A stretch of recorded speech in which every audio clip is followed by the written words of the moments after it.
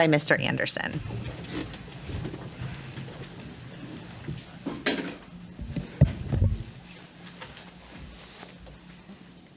Yesterday being Memorial Day, I just want to take a day late note of past soldiers who have lost their lives in defending the country. Just a moment of silence, please. Thank you.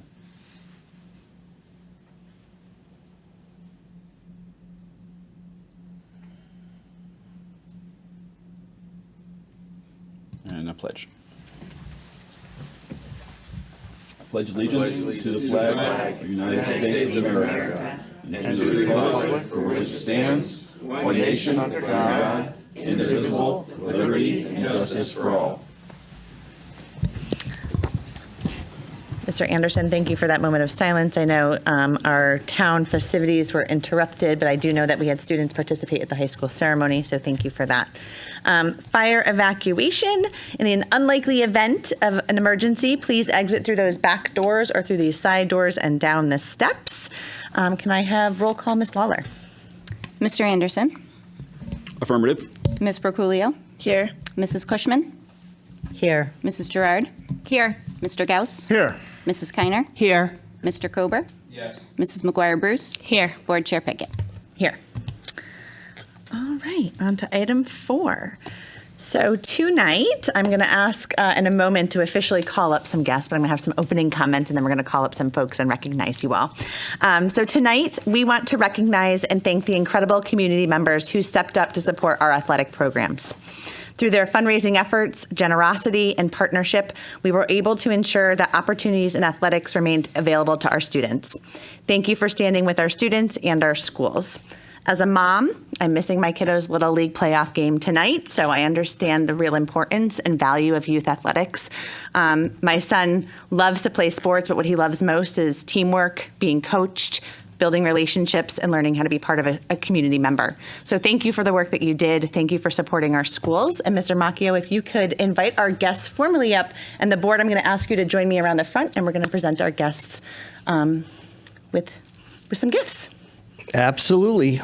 So I would, on behalf of the Enfield community, please like to thank Russ Tyler, Paul Da Silva, Bob Brummage, and Peter King for their extraordinary leadership, their dedication, their commitment to the student athletes of Enfield through their remarkable Save Our Sports initiative. So gentlemen, if you don't mind coming up, and I'm going to keep talking while you're coming up, because that's what I do. As everybody knows, for those that are listening in from home, when budget reductions drastically threatened to eliminate 17 of our middle school and our freshman athletic programs, that action actually impacted nearly 300 students. These 4 gentlemen, this was actually right around my transition time of being hired, because I clearly remember Mr. Longy calling me saying that this was going to be my first decision, even though I didn't start until the end of September. But this was a very easy decision to be made. These 4 gentlemen stepped forward. They reminded the community of the leadership and service truly looks like. Tirelessly, their efforts, their passion for Enfield athletics, and their belief in the value of educational sports programs inspired the entire town, really, to rally together in support of the kids. This was a grassroots campaign that restored opportunities for hundreds of young athletes, and it reinforced teamwork, perseverance, school pride, and community connection. Their efforts raised in excess of $160,000.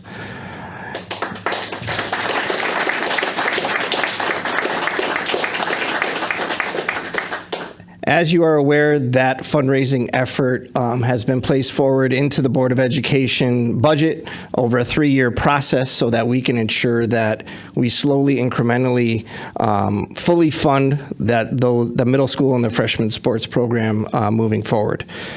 So whether through the organizing events that you folks held, the community awareness, securing major contributions, or just the platforms that you use to advocate for the kids, please understand we are greatly appreciative of the lasting power of your actions and what athletics will have on the community.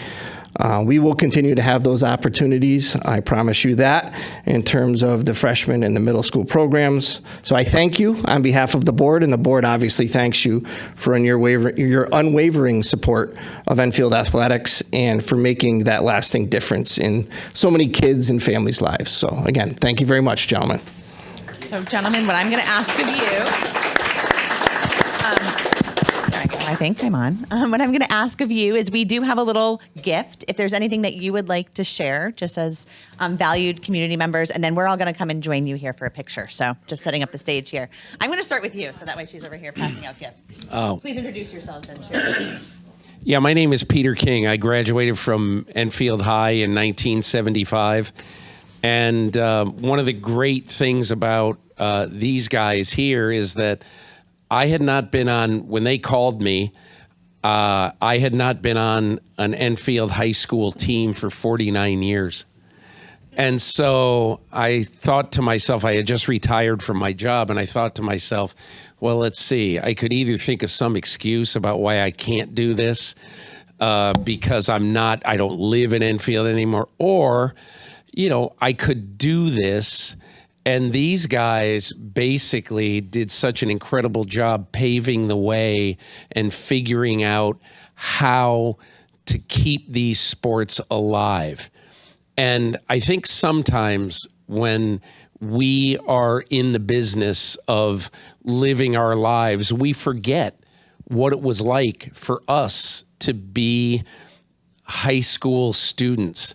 You're looking for somewhere to belong, whether it be student government, whether it be a sports team, whether it be 3 sports teams. And we are just so fortunate to have been able to play a little part in keeping the sports alive for, I think, 289 students. And we're just grateful to have been able to play a part. And we're also grateful to Steve and to everybody on the school board.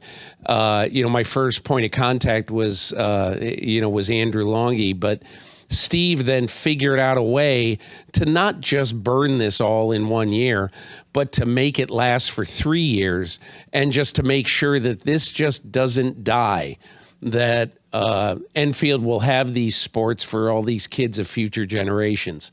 So anyway, on behalf of our guys, thank you. Thank you.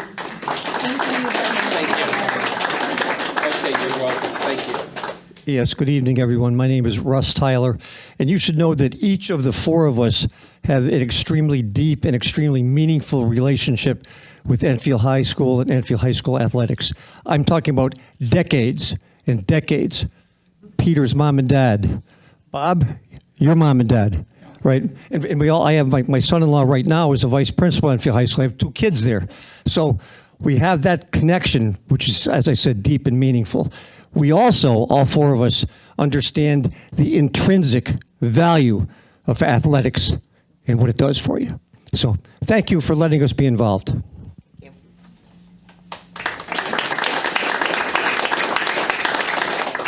I was the lucky one. I coached at Enfield High School, and I happened to have these 3 guys, and they didn't take any prodding. They knew what we had to do. The kids came first, and I think we did our job.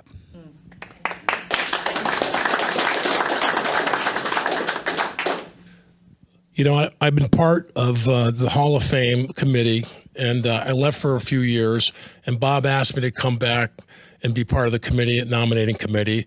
And we were talking about ways to help fund the Hall of Fame.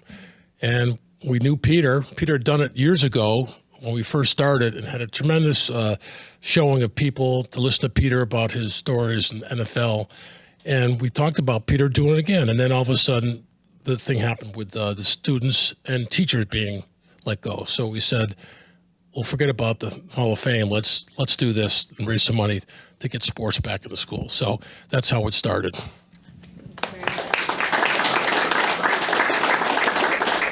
So on behalf of the board, we really thank you for your partnership. We appreciate this commitment that you have to our community, appreciate your flexibility in changing priorities and recognizing the wealth of athletics in our community. So I'm going to ask the board to come around. We're going to take a picture. you can please join us.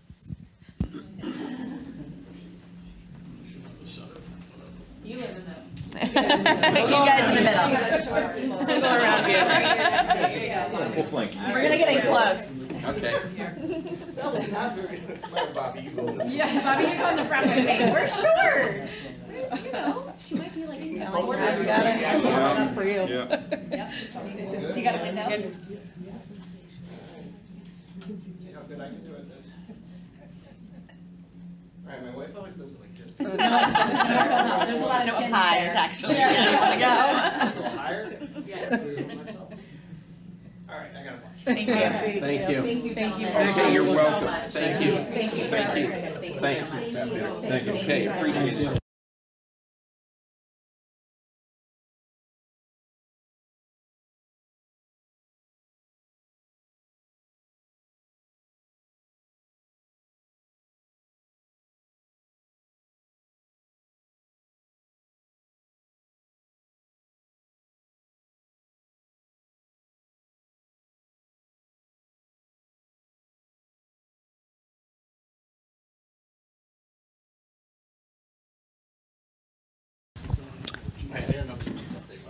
Well, I was going to say, while we're getting settled, if any board member comments, so I kind of took the mic there and facilitated our giving our guests their gift. But if any board members would like to make any comments, Mr. Kober. Thank you, Madam Chair. So I'll echo your introduction and what you said, and obviously the superintendent delivered a well-prepared message. So I just want to thank you, gentlemen. You guys assisted in solving a problem you obviously didn't create, but one that affected hundreds of students here in Enfield. Like we said, it was grassroots. You guys used everything from GoFundMe. You guys were in Cox Communications Public Access TV, and you guys succeeded in assisting us bringing back athletic opportunities for our middle schoolers and our ninth graders. To Mr. King, I think you got quoted somewhere as, I think all of us who played high school sports understand the value of high school sports. That was your quote, and I think it's as simple as that. So thank you. Any other comments? Mr. Gauss? I'd just like to say thank you for, we've already done that, but again, and also this is another example of how Enfield always steps up and takes care of the people here. Thank you. Ms. McGuire-Bruce? I just want to say thank you as well. I know that not only you four gentlemen, but the wives behind you and the people involved and your family also step up for Enfield constantly. So I appreciate the family mentality and all you do for our community, and it goes well beyond this. So thank you very much. Go ahead. As an Enfield student athlete, I just want to say thank you for your support in us as athletes.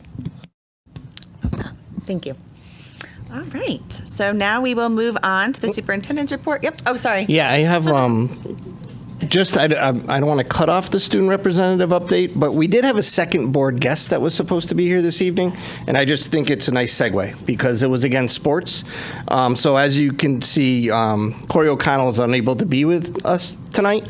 You'll also notice that we're missing a few of the other student representatives because, well, the spring season is still going, and it's going very strong. So a little bit of an update related to that, because Corey would normally have been here to be able to provide a lot of this, as well as some of our student athletes that were selected as All-State and things of that nature. So first of all, baseball finished regular season 7-13. They're actually going to be in the 26th seed in the state tournament. Softball, and I just got an update like 10 minutes ago.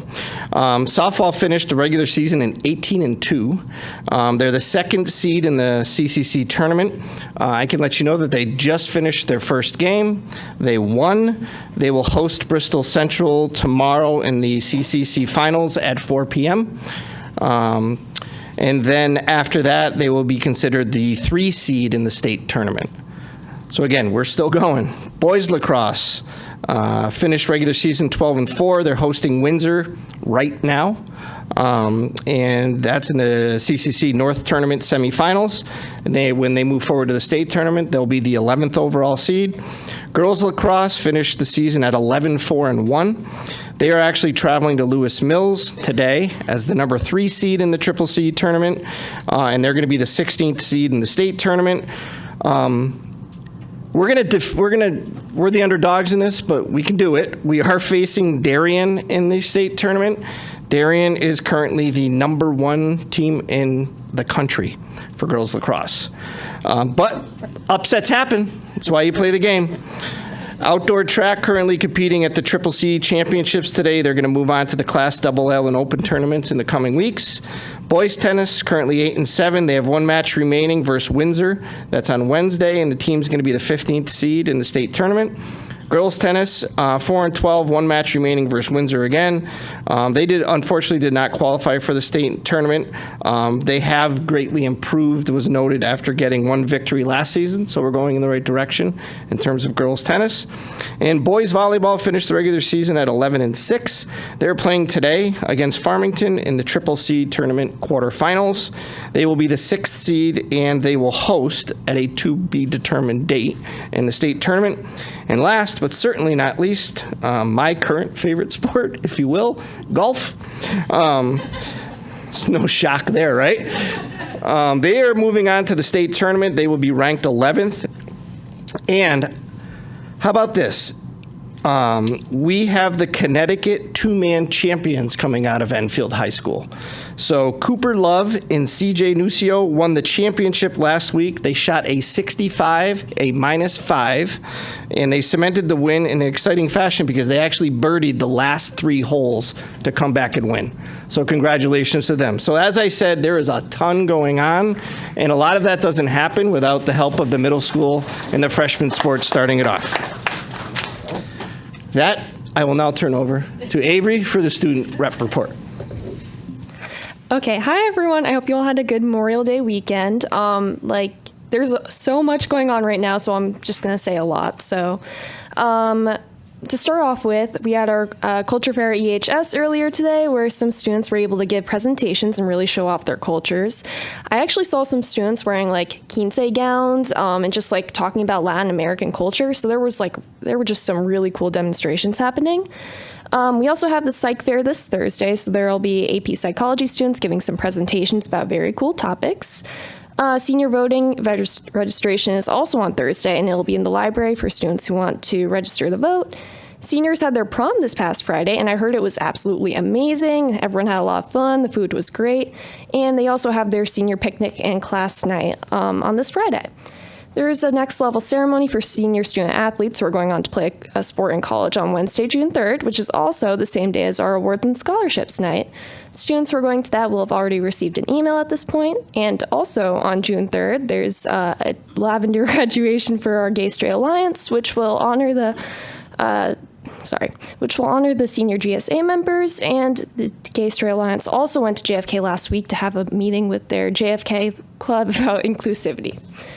The junior class of 2027 have a fundraiser tomorrow night. We'll have a fundraiser tomorrow night at Red Robin. Everyone should come because we're going to have very nice raffles, and rumor has it, there's even going to be an Apple Watch. So stay tuned. Sorry, I had to be suspenseful.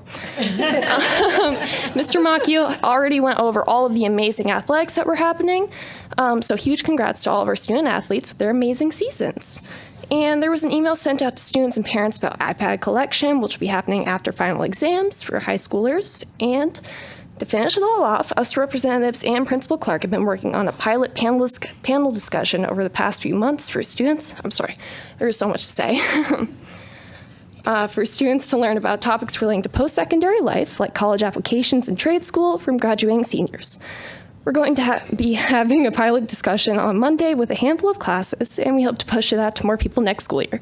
Thanks.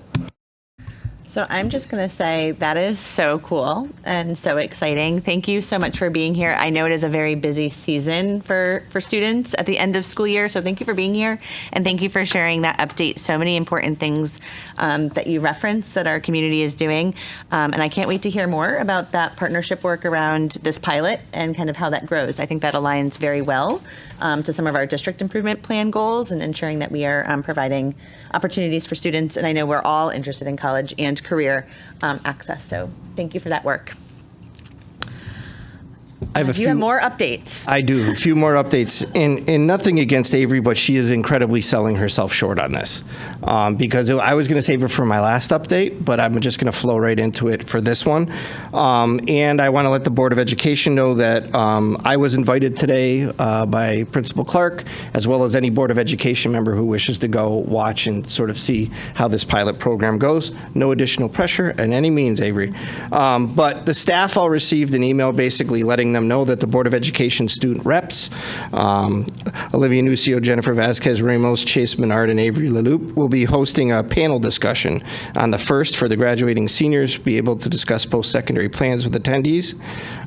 As you heard, the topics are going to be college application, enlistment in the military, scholarships, careers, financial aid advice, and more.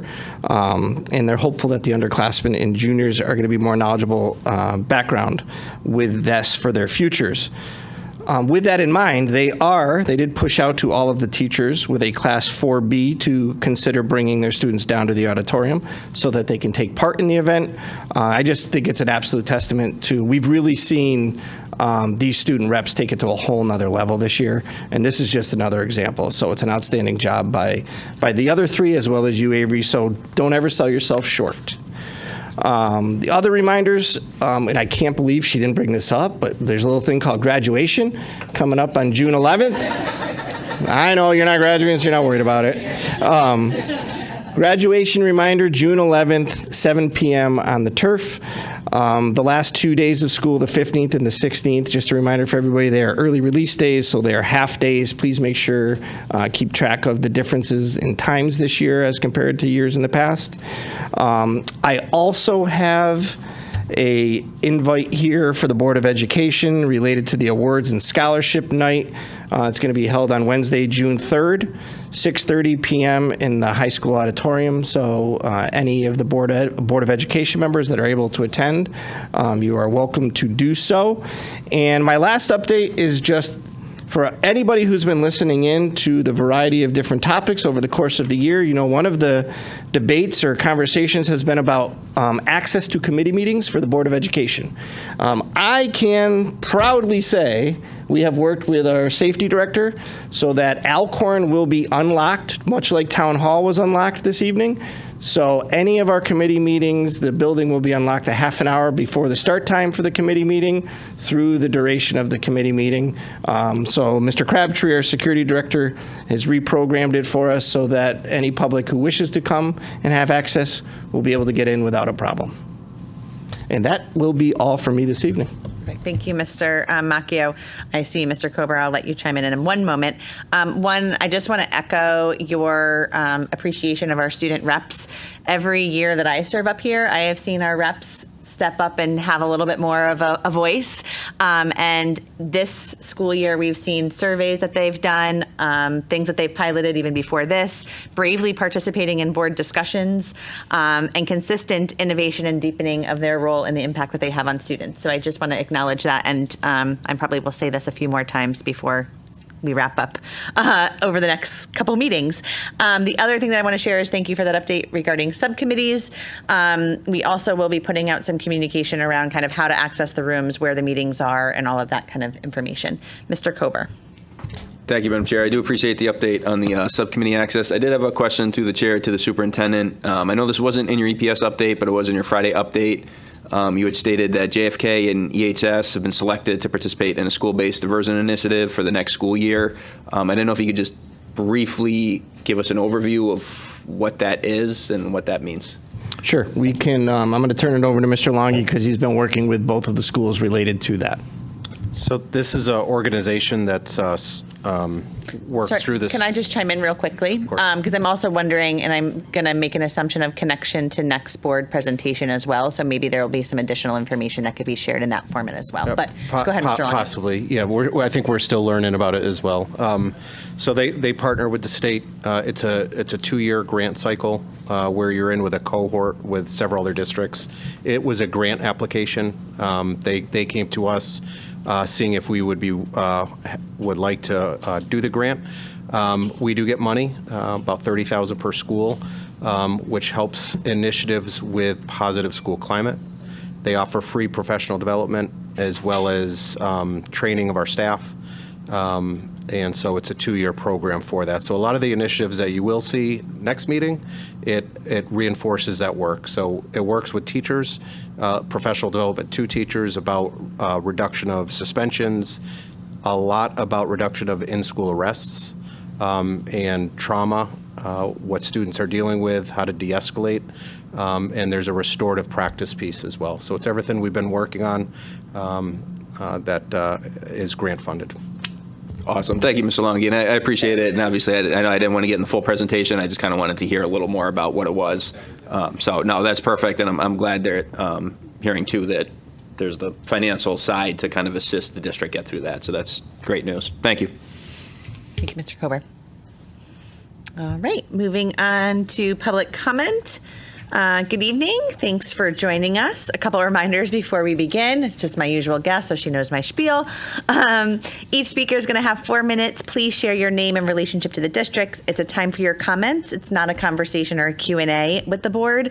Our role is governance of the district, so please frame your remarks accordingly. Please remember that all comments become part of public record, so in keeping with board policy and state law, we ask that you avoid sharing information that's confidential, personally identifiable student information, or specific personnel matters, which can't be addressed in this forum. But thank you for being here. And Ms. Griffin. Maureen Griffin, mom. Black youth ages 10 to 24 are experiencing the fastest increasing suicide rates. LGBTQI plus youth ages 13 to 24 are at increased risk of suicide, 41% considering attempting suicide in the past year and 14% attempting. Young women ages 15 to 24 have suicide rates that have been increasing faster than boys, doubling in the last 2 decades. Black high school students have the highest rate of suicide attempts compared to their white peers. Black youth are experiencing the fastest increase in suicide rates, with the rate almost doubling among young people aged 10 to 24 from 2010 to 2020. Black children younger than 13 are approximately twice as likely to die as a result of suicide than white children the same age. More than half of Black U.S. high school students, grades 9 through 12, report experiencing racism in school, with Black teens on average reporting 5 racist encounters a day. Teens who face discrimination are more likely to have mental health challenges and suicidal thoughts and attempts. Nearly 70% of LGBTQ plus high school students experience persistent feelings of sadness or hopelessness over the past year, compared to 35% of heterosexual youth. Among LGBTQ plus youth ages 13 to 24, 41% seriously considered it. This is all from the JED Foundation website. Veterans also have a higher rate of suicide than the general public. What is in common among all those things? All those people, they are all protected classes, among the many protected classes, but they are the ones that I pulled out numbers for today. Protected classes mentioned in Policy 1000D, non-discrimination. In that policy, there is no expectation or requirement that one supports that which makes one a member of a protected class, yet don't have to be their cheerleaders. It simply bars harassment, exclusion, or discrimination against one because of their membership in the protected class. I gotta know, what does it cost you to confirm that those in protected classes have the same right to live their lives unbothered by misunderstanding or prejudices of others? I don't understand how you could possibly vote against that. It asks nothing of you, simply says these people deserve to live their life unbothered. I don't get it if you don't vote for it. Thank you, Ms. Griffin. All right.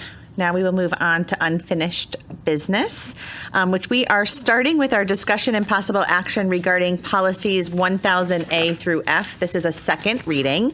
I'm going to pass this off to Ms. Broculio, our policy. Point of order, Yep. Ms. Chairman. All of these policies have changed, so technically they are, again, first readings. I'm going to share that what we have done is make it very clear that through first and second readings, we take revisions back. We discuss them in subcommittee. We reapprove them, and then we bring them back for a second reading based on the feedback from your caucus. Right, but they are not shared with the public with the changes until this meeting. So then we would have to go 2 meetings to have them approved so that the public has a chance to weigh in.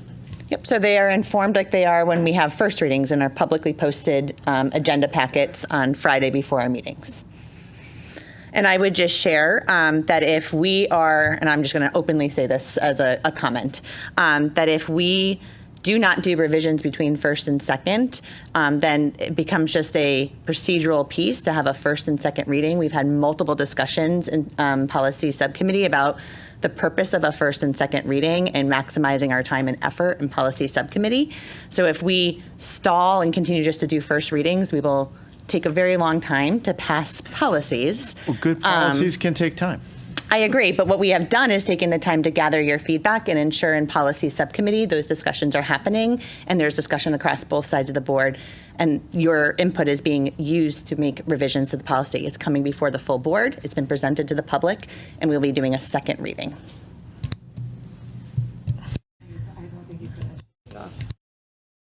So, no,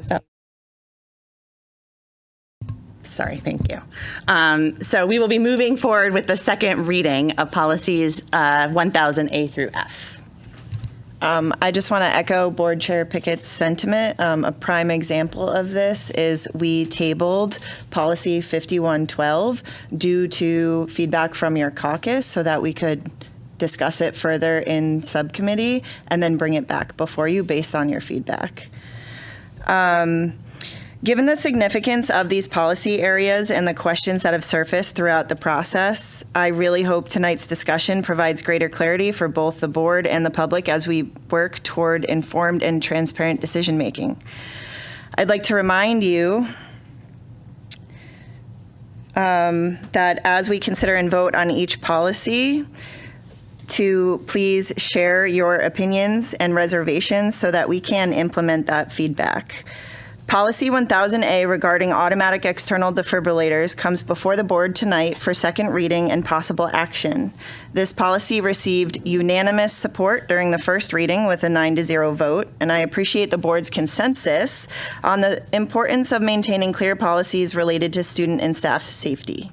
Motion to approve the second read of policy 1000A. Second.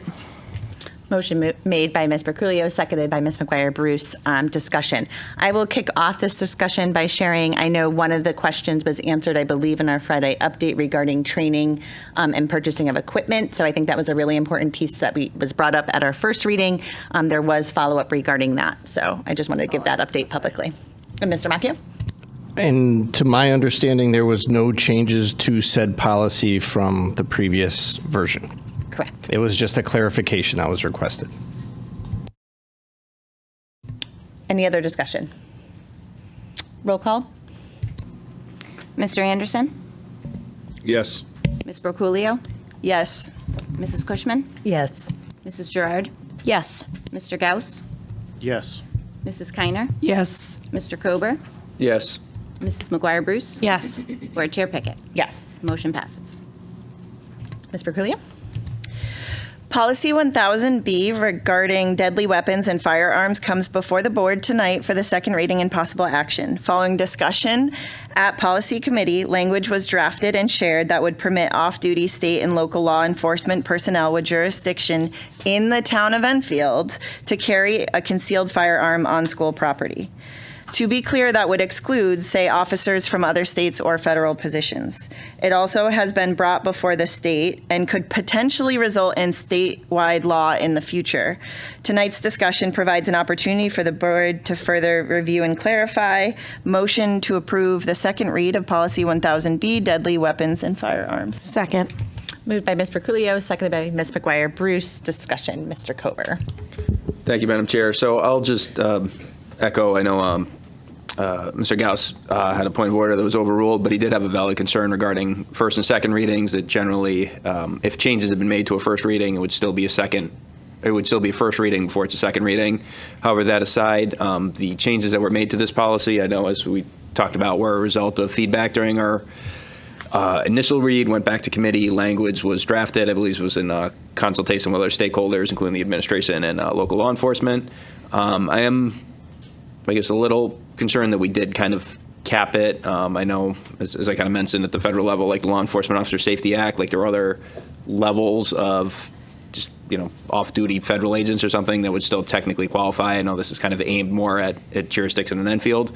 However, I think this is like we talk about, a compromise and trying to update language of the policy. So if we do have a town officer that's off duty that's coming in, possibly not in their official capacity, that they would not have to turn in their firearm before they entered our property. So I'm glad we're working on that. Thank you. Thank you, Mr. Kober. Mr. Gauss. So I'm not happy with the language, only because it does limit to people with jurisdiction in Enfield, and there are many, and there could be possibly more in the future, officers from other towns that are required to carry their personal weapon with them, or even for just protection. And honestly, if one of those officers is in our school and God forbid something happens, I want them there rather than outside of there and have to run home. Thank you. Thank you, Mr. Gauss. I would just like to share that the language that we included did come from Chief Fox and is in line with their requirements of Enfield Police Department and state police officers to respond if they are in the presence. So it's really about their jurisdiction, but I understand your concerns. Any other discussion? Roll call. Mr. Anderson? Yes. Ms. Brocculio? Yes. Mrs. Cushman? Yes. Mrs. Gerard? Yes. Mr. Gauss? No. Mrs. Kiner? Yes. Mr. Kober? Yes. Mrs. McGuire Bruce? Yes. Board Chair Pickett? Yes. Motion passes 8-1-0. Thank you. Next policy. I know there's some extensive follow-up that's been done around this as well. Ms. Brocculio. Policy 1000C regarding the green cleaning program comes before the board tonight for second reading and possible action. I will be honest, this is one of those policies where what is required at the policy level does not always perfectly align with what feels most practical or sensible in day-to-day classroom environments. In fact, that disconnect is exactly what led me personally to study education management and policy in the first place. Speaking for both Vice Chair McGuire Bruce and myself as educators, I don't love this policy. We don't love this policy. Clorox wipes, for example, are incredibly convenient and widely used in classrooms for obvious reasons. That said, state law is state law. And part of our responsibility as a local board is to ensure our policies remain in compliance with those requirements. If members of the public or others disagree with the underlying mandate, we strongly encourage you to raise those concerns with your state representatives, as that is where any substantial change to the requirement would need to occur rather than at the local board level. Tonight's discussion is about ensuring that we are aligned with that framework as we consider final action. We also hope to have continued discussions about the wish lists and day-to-day operations. Motion to approve the second read of Policy 1000C. Second. Motion made by Ms. Brocculio, seconded by Ms. McGuire Bruce. Discussion, Mr. Kober. Thank you, Madam Chair. So I know we had some good conversations the first round this came through. I know it probably got discussed more in policy committee. Each political caucus got to kind of look more into it. And while I do recognize, obviously, this is a requirement, and we looked at the state statute, that a lot of the language is from this model policy is taken from the state statute that I believe passed in, at this point, I think it was 2010 or 2011, look at the original date. It doesn't change the fact that for us as a local board of education, this is a new policy for us. This is not anything that we had previously at the policy level, nor is it a replacement. So when we looked at a crosswalk of the 1000 series, while we may have had administrative regulations or other guidance, or people were just following stuff from the state, we never had it as a board policy. So I did kind of want to highlight that concern that this is a new, not a replacement policy for us. I know, and this is echoing some of the conversations we had last time, that we kind of see this as like unreasonable procurement requirements, and it would prohibit the longstanding practice of third parties, parents, friends, whomever, whether they're gifting, donating consumer products to us, and especially in the post-pandemic days, products that clean, deodorize, sanitize, or disinfect. And I think a lot of those products, as a couple of the other educators on the board mentioned, are really important in supporting classrooms. I think we're all in consensus about environmentally friendly cleaning products at base value. But we do need to be realistic and balance cost with efficiency. Oftentimes there are complaints that people talk about that, green products just don't clean as well. But then on the flip side, sometimes they do cost more to get the environmentally friendly version of it. So I think we need, flexibility and common sense. I think, and again, understanding this does come from the state, but setting this new policy for us, this does box herself into this program, which I view as a little unreasonable. I also have a concern. I understand maybe staff already kind of got some directives related to this, which we haven't actually passed this as a second read. So I did kind of just want to publicly kind of identify that the board hasn't taken final action on this. This is obviously before us tonight. But again, I see this as something that we should kind of find a way, whether it's crafting language instead of may or shall and stuff like that, so that, parents, staff, and other friends of the school are, they're heard and they're able to kind of gift stuff. And like we said, if there's a mess that if they're using a Clorox thing that might not be in the authorized list from the state as a green product, that's not going to get anybody in trouble per se. So, this, again, recognizing the state law, I kind of see the state law as a example of overregulation. And we talk about, writing to your legislators and addressing that. But as a board level, I wouldn't be comfortable signing off on something that I think is unreasonable. Thank you. Thank you, Mr. Kober. Unfortunately, I'm just going to share again the state law piece around this. So notification to staff is really about state regulation. And I understand the wanting to revise and adjust. Unfortunately, this is one of those policies where we cannot. I also want to share that in joint leadership, we did have with the town, we had discussion about sharing this policy and policy 1000E, the pesticide application, in the DPW subcommittee to ensure that the town is aware in compliance with our policy. They obviously follow state law, but we did talk about that sharing of information as well with those policies. Any other further discussion? Roll call. Mr. Anderson? Yes. Ms. Broculio? Yes. Mrs. Cushman? Yes. Mrs. Gerard? Yes. Mr. Gauss? Yes. Mrs. Kiner? Yes. Mr. Kober? No. Mrs. McGuire Bruce? Yes. Board Chair Pickett? Yes. Motion passes 8-1-0. Thank you. And back to Ms. Broculio for 1000D. For policy 1000D, I'd first like to address some concerns that were mentioned over on the town side of things. We were able to verify that the town updated their policies shortly after that litigation had occurred. Secondly, tonight's policy should honestly be one of the least controversial things that we vote on all year. Policy 1000D simply states that members of the public engaging with our schools and district programming should not face discrimination. That's it. It's state and federal law, period. Basic fairness, basic access, basic decency. This is the outcome of systemic oppression implemented by law in our country over the history of our nation. And I specifically want to address the comment that was made at our last meeting stating this doesn't cover non-protected classes or, quote, I just want to make sure that it's still okay to discriminate against someone if they're not a protected class, end quote.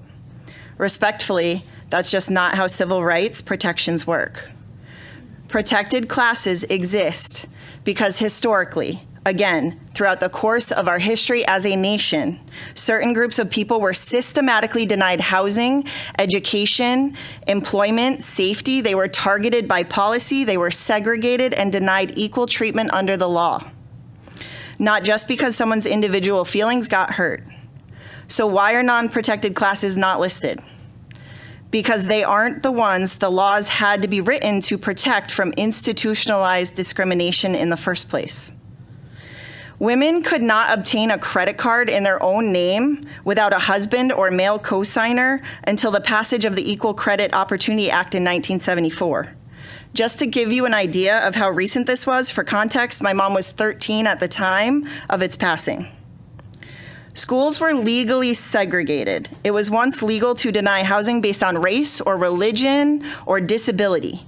Nobody had to march or sue or protest for legal rights as part of a majority group. That is the difference. Discrimination was not hypothetical. It was policy and procedure, and worst of all, it was normalized. That is the reason law had to step in and course correct. As we have already seen right here in Enfield, districts that fail to take non-discrimination seriously expose themselves to liability, public distrust, and reputational damage. Inclusive policies aren't just morally right, they are legally smart. So with that, I move to approve the second read of Policy 1000D. Second. Moved by Mr. Coolio, second by Ms. McGuire Bruce. Mr. Gauss. I respectfully disagree with quite a bit of what you said, but that's not what I'm going to say. Not what my comments have to do with. That was then, this is now, and any setup of any class is protective, by definition, leaves another classes unprotected. Additionally, one of the changes, and I was lectured about how changes were done in caucus and everything else, one factual change that I requested to be done was not done, so I cannot vote for this. Thank you.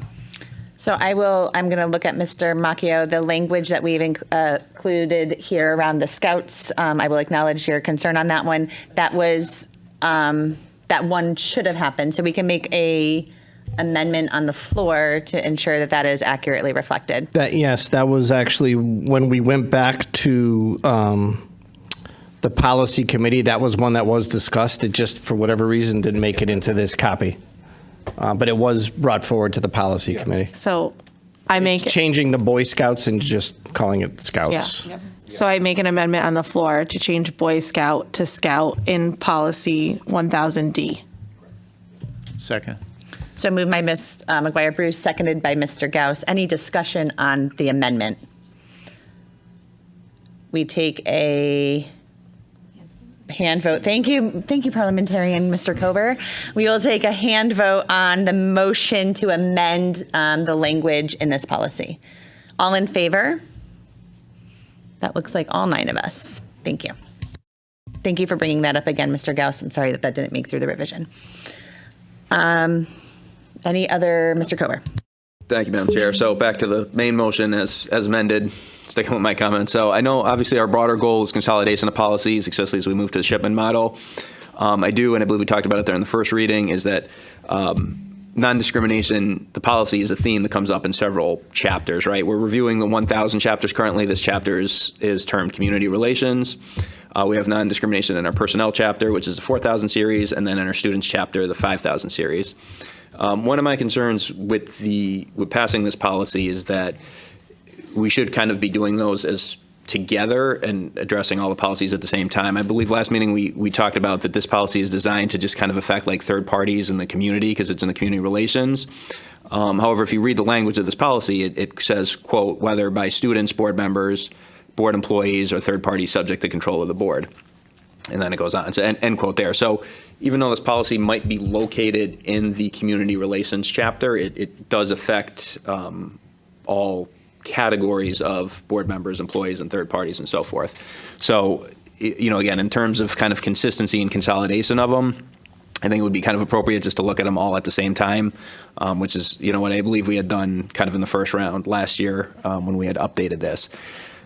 So I think as presented, I think that the theme here that discrimination is bad, I think that's undoubtable. I don't think anybody's arguing that. I think that the merits are elsewhere in terms of kind of the discussion and some of the, call them reservations on this version of the policy as proposed even with the amendment. I know one of the other themes that came up is looking at the language in paragraph C, how it defines kind of the broader sense of a protected status, referring to like gender identity or expression, which relates to federal like Title IX laws and guidance. I know there's at the federal level and the state level, there's ongoing discussion and litigation regarding the expanded scope of gender identity and expression as protected class in regards to anti-discrimination laws and regulations. And going back to when Title IX first passed, and again, recognizing we have separate Title IX policies for students and staff, this still does cite Title IX as a reference, and it still talks about it. And that was to protect civil rights based on like biological sexes. And I know through the years and the decades that has kind of changed. So that is, something I see in this policy that's not elsewhere, or it's on hold at the federal level due to ongoing litigation from like the Office of Civil Rights and stuff. So I know those are some of the considerations. I don't know how deep the policy committee dove into that with some of the definitions, like specifically in regard to that paragraph. So That's where I'm at. Thank you, Mr. Kober. I would just share that I think it was in last meeting when I shared we follow Title IX guidance from our state regulations regarding our definitions and such for that. Any other discussion? Mr. Anderson. My problem is the basic premise of this policy is flawed. There shouldn't be non-discrimination policies for certain people. There should be non-discrimination policies across the board for everybody, period. That's it.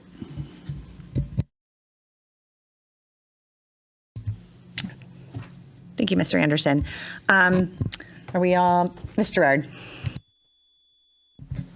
So obviously tonight's conversation has brought forward some strong emotions, deeply held beliefs, and genuine concerns from members of this board and also our community. I want to begin by recognizing that as a Board of Education, we are entrusted with serving a diverse community made up of people with different backgrounds, values, faiths, and perspectives. But our role is not to determine which students or community members deserve dignity, safety, or a sense of belonging. Our responsibility is to ensure that every person who enters our schools is treated with respect and protected from harm.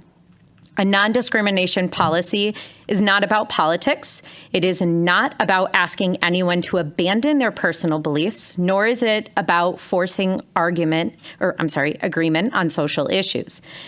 It is about establishing a clear standard for how people are treated within our schools.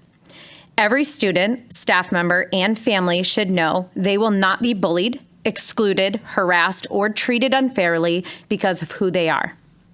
That includes people of different races, religions, abilities, backgrounds, sexual orientations, and gender identities, including transgender students. I understand that some people have concerns about changes in how society discusses gender and identity. Change can feel uncomfortable, and these conversations can be difficult, but discomfort cannot become a justification for discrimination. Public schools exist to serve all children. Not only the children we understand, not only the children we agree with, not only the children who experiences mirror our own. All children. There may be students watching this meeting tonight or sitting in the audience, hearing about it afterward. They are listening carefully to the adults in this room and asking themselves whether the people elected to lead their schools believe they belong here and whether their families belong here, and that matters. Education has always been about expanding, understanding, protecting students, and preparing young people to live and work in a diverse world. At its core, this policy is about fairness, it is about safety, it is about ensuring that every person in our schools can learn and participate without fear of harassment, exclusion, or discrimination. And I believe that is something our Board of Education should stand for proudly. Thank you. Thank you, Ms. Gerard. Ms. Cushman. Well, based on everyone's comments, I think we all can agree that we do value each and every person, and we see their intrinsic value as I would personally say is created by God. And there's no one that we definitely don't want anyone to have an experience of being harassed or discriminated against, regardless of who they are.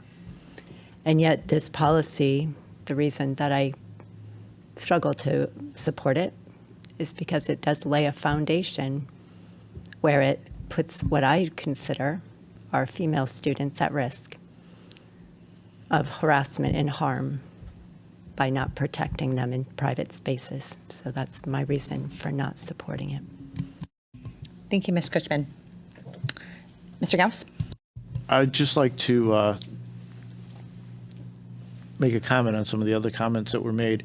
Is everything I read into this sets up classes for discrimination as opposed to preventing it. I read it, and all I can read is creating situations that will cause discrimination, and that's why I can't support it. Any other discussion? Ms. Gerard? The last thing I will say is, I'm going to say two things. So we have a policy for transgender and gender nonconforming youth. It is policy 5145.53. This is something that you had cited before, Mr. Gauss. So specifically on protecting students, all students in every sort of way, that they can go ahead and use the bathroom. This is really mainly what this policy is about in those private spaces. You also stated specifically in that meeting, when you had talked about it, that we should be protecting all of our students. But with the way that you put that was not protecting all of our students. Not in my eyes, that's my own personal opinion. This past week alone, I have personally struggled with solid discrimination that is happening to our LGBTQ plus community, and the comments are horrible. And that is my family we're talking about, and that is voters we're talking about, that is students we're talking about, and who knows, people in the audience that we're talking about. So it's everybody. So discrimination is continuing to happen today in 2026. And we are still fighting for our rights right now in 2026 with this non-discrimination policy. We're still fighting for it. So that is all I have to say on that. Go ahead, Mr. Gauss. Sure. So the first thing I want to say about that comment was my comment on that policy was about every student's ability to do what they feel they need to do to protect themselves. Here, and the interesting thing is I agree with all of you when it comes to non-discrimination. I just don't believe that this is the path to take. All right. Any other discussion? Mr. Anderson.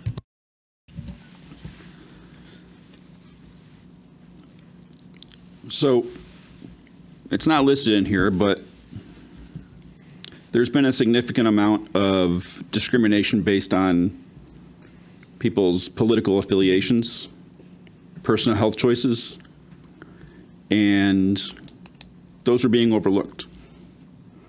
So I'd like to make a motion to add political affiliation and personal health choices to the list of protected classes.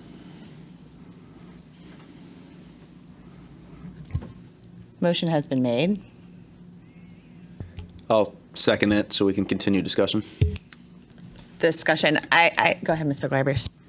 I just want to say that I think that if that was a concern of yours, if you wanted to have that conversation, this policy came in front of the board for the first reading. We at length have talked to your caucus, asked for feedback. That would have been the time to give that, not right now. And I would just share that I think it's disrespectful to think about how we define protected classes and what systemic racism and systemic oppression has been in our nation. So we can take, we do a hand vote on the amendment. All right, hand vote in favor of the amended language from Mr. Anderson. All in favor? That's one. Against? 6. And abstentions? 2. That amendment does not pass. Back to our original discussion about the motion with the amendment of the Boy Scout language, because there is that amendment that passed. Ms. McGuire-Bruce. I just want to state, I know that the policy chair mentioned this, but this policy was written due to legalities that this district and the Board of Education faced. So this policy was written in order to protect our town and our Board of Education from legalities which cost taxpayer money. So, any other discussion? I would just remind folks again that this policy is a result of litigation. It's also federal law. This work is not about special treatment. It's about our protected classes and non-discrimination policies exist because of our history, which has shown real harm and systemic oppression. Roll call, please, Ms. Lawler. Mr. Anderson? No. Ms. Broculio? Yes. Mrs. Cushman? No. Mrs. Gerard? Yes. Mr. Gauss? No. Mrs. Kiner, Yes. Mr. Kober, No. Mrs. McGuire Bruce, Yes. Board Chair Pickett. Yes. Motion passes 5-4-0. All right, we will move on to pesticide application on school property 1000E. As we move into the second read of Policy 1000E, I want to acknowledge the concerns over communication that were raised, making sure all stakeholders are aware of this policy. The policy will be shared through the DPW committee process to help ensure that all of the relevant stakeholders across town are informed and aware of the policy moving forward. Mr. Degg also informed us that the primary practical application for our purposes on the board side are related to the treatment and management of bees. Motion to approve the second read of Policy 1000E. Second. So moved by Ms. Berculio, seconded by Ms. McGuire Bruce. Discussion on the pesticide policy. Roll call. Mr. Anderson, Yes. Ms. Broculio, Yes. Mrs. Cushman, Yes. Mrs. Gerard, Yes. Mr. Gauss, Yes. Mrs. Kiner, Yes. Mr. Kober, Yes. Mrs. McGuire Bruce, Yes. Board Chair Pickett. Yes. Motion passes. Thank you. And 1000F pool safety plan.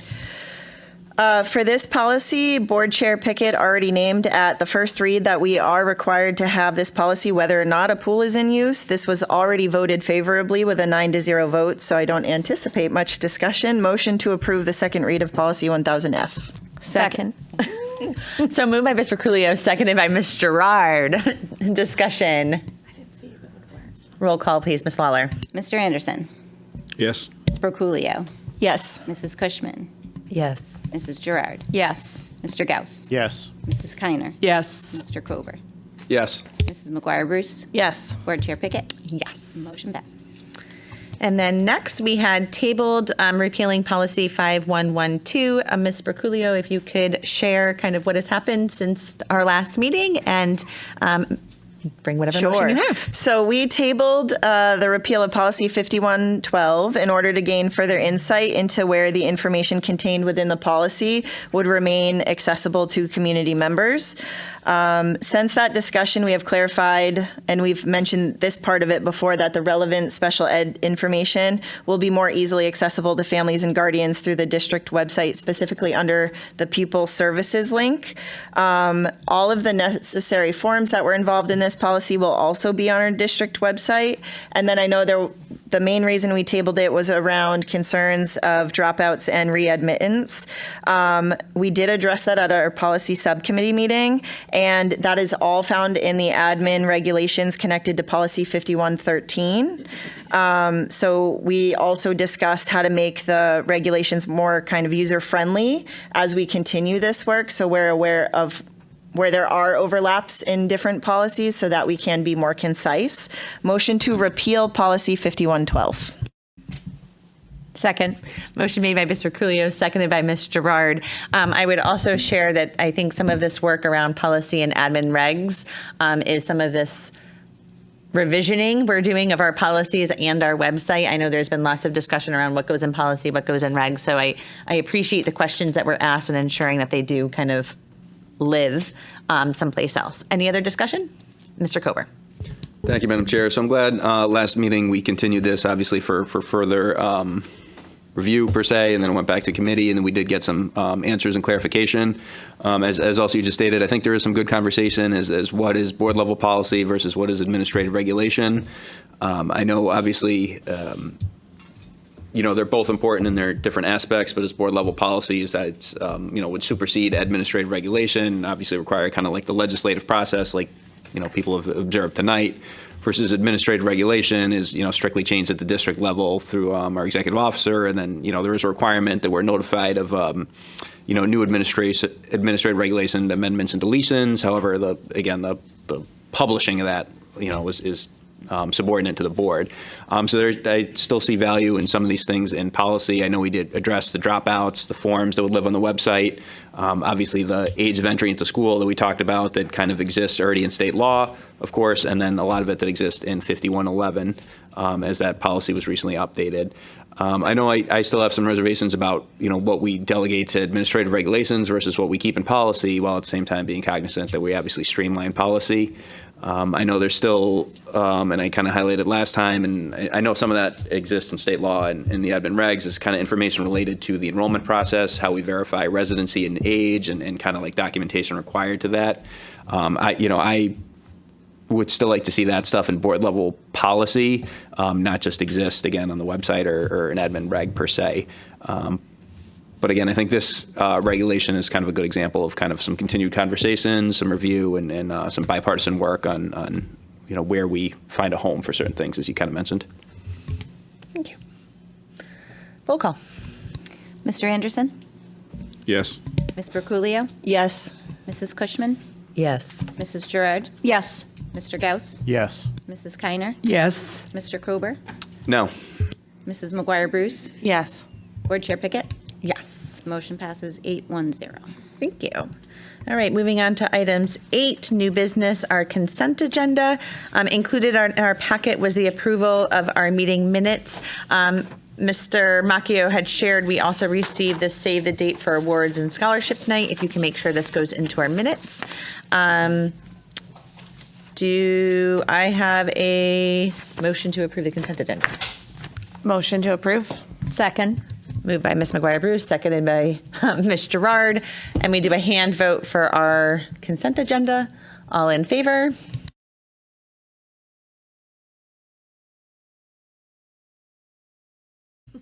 Don't lose your mic. All right. We have some supportive help for our next couple items. The next item that we have is our healthy food certification for the 26-27 school year. It's all right, take your time. As we consider approval for the healthy food certification, I want to acknowledge that this has been an area of concern in the past and confusion. However, these requirements are already reflected and aligned with our district wellness policy. This does support some additional funds, I believe, for us if we do certify. So I'm going to pass it over to you, Mr. Macchio, and Ms. Diane Edwards to share a little bit, maybe more information for us to then discuss. Yeah, so thank you to Diane for coming this evening to be able to provide any additional clarification that you may require. I provided to you 3 different handouts. The first 2 handouts related to the healthy food certification. You have a little fact sheet here, which basically summarizes a lot of the questions that were asked in the past, as well as a map of Connecticut school districts participating in healthy food certification. And to note that really, as of last year, there were only 3 towns that did not participate in the healthy food certification, of which Enfield was one, Ridgefield and Monroe, down in the southwest corner of the state, were the other 2. So you do have some information here, but most importantly, we have our local expert here who can provide you with any additional clarification you may require. Thank you, Diane. Thank you.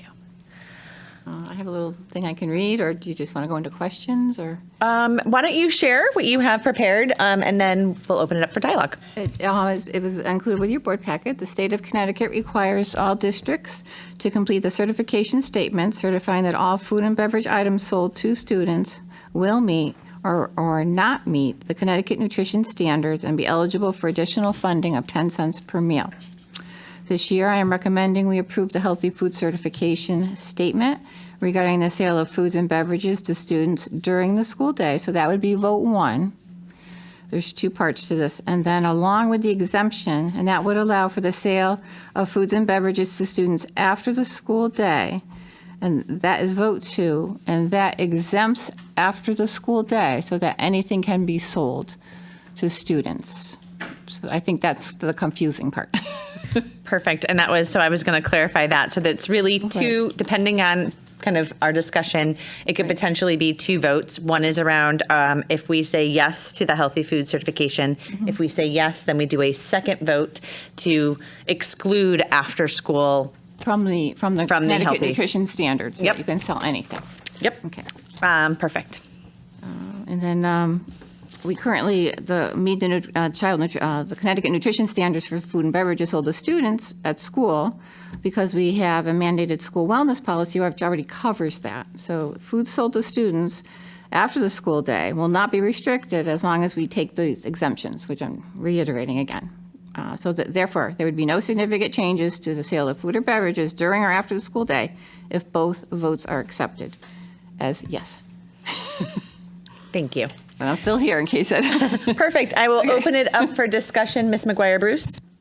So I just want to start, first of all, shout out to our PTOs, because without them doing the pickup after school, I would have a problem voting for this. But I think they've, really stepped up to make this work for our district and also for our students so that they can raise the funds that they need for things like field trips and things like that. I know myself, Ms. Gerard, Mr. Anderson, Ms. Pickett, we sit in finance and, we're seeing the struggle of unpaid lunches and things like that. So I do think that this would help our district. I am in support of it, that any little bit helps. 10 cents back is important. But just to note that, truly without the PTO stepping up to be able to do these pickups at night and taking their own time, I would really struggle to support this. So thank you for your work. I've gotten to know you this year, and I know you put a lot into this, and I appreciate you being here to answer our questions. And I just want to start with that. Thank you. Mr. Gauss. I have a couple of questions kind of with things that Ms. McGuire Bruce has mentioned. As far as the affecting fundraisers and the pickup of food after school hours, this says that the sales have to be done after school hours. Do a lot of kids stay after school to buy donuts? Yep. So we can clarify. No, so they don't have to stay after to buy the donuts. That's when they pick them up. Has to be after I think, school hours. though, to your point, so they're selling, and correct me if I'm wrong, but they're selling, their parents are posting their fundraiser on Facebook. So that's all outside of school hours. And that's a lot of where the fundraising is happening. They're not purchasing them during the school day. They're picking them up after school. I don't know if I answered exactly what you're saying, but I thought that was what you were getting at. Just in the past, through the conversations, it was that some of the kids were buying boxes and boxes of donuts and eating them during school hours. And that's... Which is in violation of our wellness policy. Exactly. So we had to adjust that practice because we were violating our own policy. That's kind of part of my concerns around this. So the sale can occur during the day, but the actual pickup of the product cannot. Because that's not what it says. That's why I had to ask.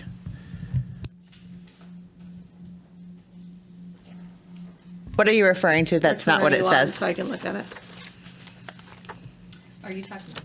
Sales to students on school programs at all times. The sale occurs after the end of the school day or on the weekend. Is that what you're talking about? For the fundraisers? Yeah. So it's really for fundraisers. Yeah, I don't think they're doing the fundraiser. No. During the day. I think So that changed. make sure. I think since the wellness policy has been tightened up, I can attest to the fact that they're not doing the sales during the day. I believe that was past practice. I agree with you, Mr. Gauss, that was happening. I think since we've tightened up that wellness policy, we've kind of fixed that. No, I understand that, but we should have that written into what we're agreeing to, that the sales can occur during the day, only the pickups. No, I'm saying that I don't think we're doing, I can confidently say we're not doing it during the day. So that's what the policy says, right? We're not doing the sales during the day. That's how you're reading this? Yes. And I'm saying we are not doing the sales during the day anymore. That has been tightened up since the wellness policy has been tightened up. So I guess we just had some confusion in our discussion too, because it sounds like we were allowed to do the sales during the day. No, so if historically on this board, this has been a vote for why we're one of only 3 towns who don't vote yes to this, is because there's been lots of concern around PTO fundraisers and like the donut example. I think over the years, and I don't want to speak for anybody over there, so please feel free to chime in, or even up here. I think over the years, we've been having this discussion, and the district, we have a wellness policy that says that we can't be serving or doing those things regardless. I understand. So there's been some 100% additional... understand and agree, Yep. but it's just what we're reading here is saying something different. And I just want to make sure that we're all on the same page and that it's all I'm confused by where you're reading and what you're not liking what it says. I would also just share, this is not what we're certifying. We're going to be doing like a real certification vote on some very specific language. But I'm looking here, sale occurs at the end of the school day or on the weekend. And there's a difference, and I understand there's a difference between the sale and the receiving of sugary items, but it doesn't say that here. And that's kind of where I think we should split that up. So you want the sale and the receiving. Well, I would just say this guidance comes, my guess is from the state. And that's good feedback to maybe give. Sure. But I think it's about selling, and we don't distribute. So it's selling and distribution of the items. Well, I just think they should be separate items. One says you can sell it during the day. One says you cannot distribute it during the day. I understand the wellness policy, but they should agree. Right. Well, we can't do either is what the policy is saying. So we can't sell or distribute until after the end of the school day. So, Brian, the wording you would certify to are the vote 1 and vote 2. So if you look at that wording, if you look at the wording, maybe that'll clarify it for you. I know I have that paper somewhere. No. So it includes all food offered to sale to students separately from reimbursable meals at all times from all sources, included but not limited to our stores, our vending machines, cafeterias, culinary programs, and any fundraising activity on school premises sponsored by the school or non-school organizations and groups. Mr. Coper? So thank you, Director Edwards, for coming in. And I know, as Board Chair Pickett mentioned, this is obviously something we've done year after year. Historically, we have voted no, not to certify. As the superintendent, I think, mentioned the 3 towns. So statistically, for the current school year that we're in, 96.8% of districts in Connecticut do choose to certify.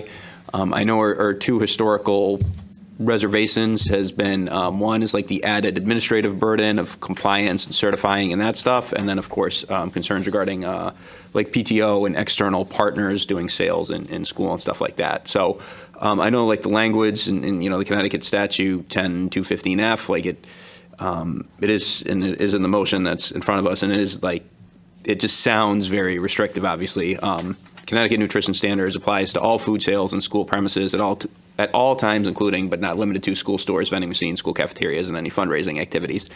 So obviously, I know when you've presented to us and you've talked about this, obviously our nutrition department, we already comply with Connecticut nutrition standards. So that part, I understand that wouldn't be a change. Obviously, the change would be primarily to the fundraising. But I do want to clarify, like our school stores and vending machines. I'm assuming our elementary schools really don't have any of those.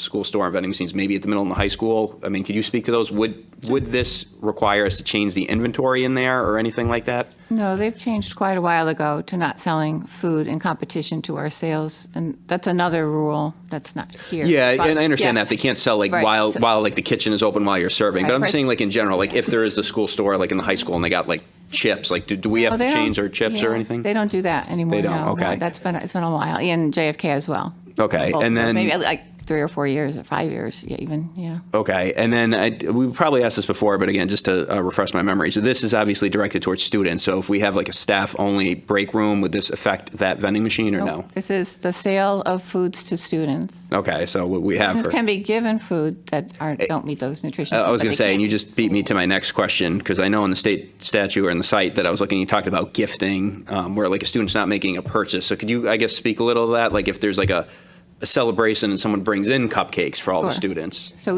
That's also a violation of our nutrition policy, so we can't do that It violates anymore. your wellness policy. That doesn't happen in schools anymore. You don't bring in food. So I believe our wellness policy does use the word sold too, though. I don't think it talks about gifting. No, the wellness, I'd have to check, but the intent of the wellness policy should be whatever food is available to a student would be restricted. There may be something as to how many times they can be out of compliance with it. I'd have to look at it again. Yeah, Because so we've just- changed it a couple of times, and I'm not sure if I'm remembering the right version. No, that's fine. I'm pulling it up because, yeah, we last did our wellness policy in Yeah. 2021. I know we talked about reviewing it, and I don't know if we actually did it, but it does have like language that non-sold food and beverages brought to students and other persons for such events as his birthday and classroom Adding to the celebrations shall comply with federal nutrition standards. So it doesn't for that paragraph, it doesn't specifically refer to the Connecticut nutrition standards. Are those the same? Are those different? Like, What did they refer to, Miss? it says comply with federal nutrition standards. Yeah, that would be the same. So it's federal, state. The state adopts whatever the federal says that they have to adopt. Okay, so then to the superintendent's point then, so birthday cupcakes would violate the. Doesn't happen anymore. Doesn't happen No, anymore. you can't bring in food, cupcakes, anything like that to schools. You bring in a pencil or a sticker. I mean, yeah, there's other reasons, not just wellness, but that does not happen anymore. Hasn't happened in, I would say, at least 5 years. All right, and then the last question I get, just to, before I yield to someone else, is like how would like events like a field day comes in, like if there's an ice cream truck or the PTO like makes ice cream available, like how would this policy change that? So if there's field day and they're giving an item to the students, the field day check with us to make sure that those are on our list, because there are ice creams that do meet nutrition standards, the ones that we sell to a la carte. So there's items that they can, like an icy, a frozen like juice, which would be called like an icy juicy, things like that they can give to students, and they would not be in violation. Okay, and if But there I was, don't think they would call in like a ice cream truck, just, like the guy that goes around the neighborhood. okay. So, but if like the PTO like purchased ice cream and like every student gets like an ice cream or something, like Yeah, you would, as long as that they- would be required to comply with CNS Yeah. for this? And we have like 10 different items that follow the Connecticut nutrition standards that we sell to students for ice cream. So they've modified all of the ice creams to meet those standards. I would also Okay. just clarify too, because I want to be very clear for the public. Again, the PTO can have an after-school event with whatever ice cream sundaes they want.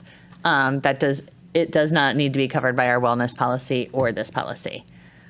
That's if we vote for number 2. Thank you for the Right, you clarifying. need to If vote the exemption, we vote, yes. So if we have the exemption, out of school activities don't have as restrictive none requirements. Any other discussion? Go ahead, Ms. Cushman. So, in regards to the vote number 2, when it talks about the sale is in connection with an event occurring after the end of the regular school day or on the weekend, and it specifically mentions things like soccer games, school plays, interscholastic debates. But when Ms. McGuire-Bruce was talking about PTO pickups of items that were purchased, is that what's considered an event too? Like if there's No, picking up is not an event. An event, as opposed to an event, is a game, as opposed to a practice. A practice is not an event. A game is an event. So is that permissible So to you could have a sell pickup? whatever you wanted at an event, Right. if you do the exemption. Right. But not just a practice. So I guess I just wanted to clarify, is doing a pickup for a PTO fundraiser after school hours, is that permissible under Yes. this? That's neither an event or a practice.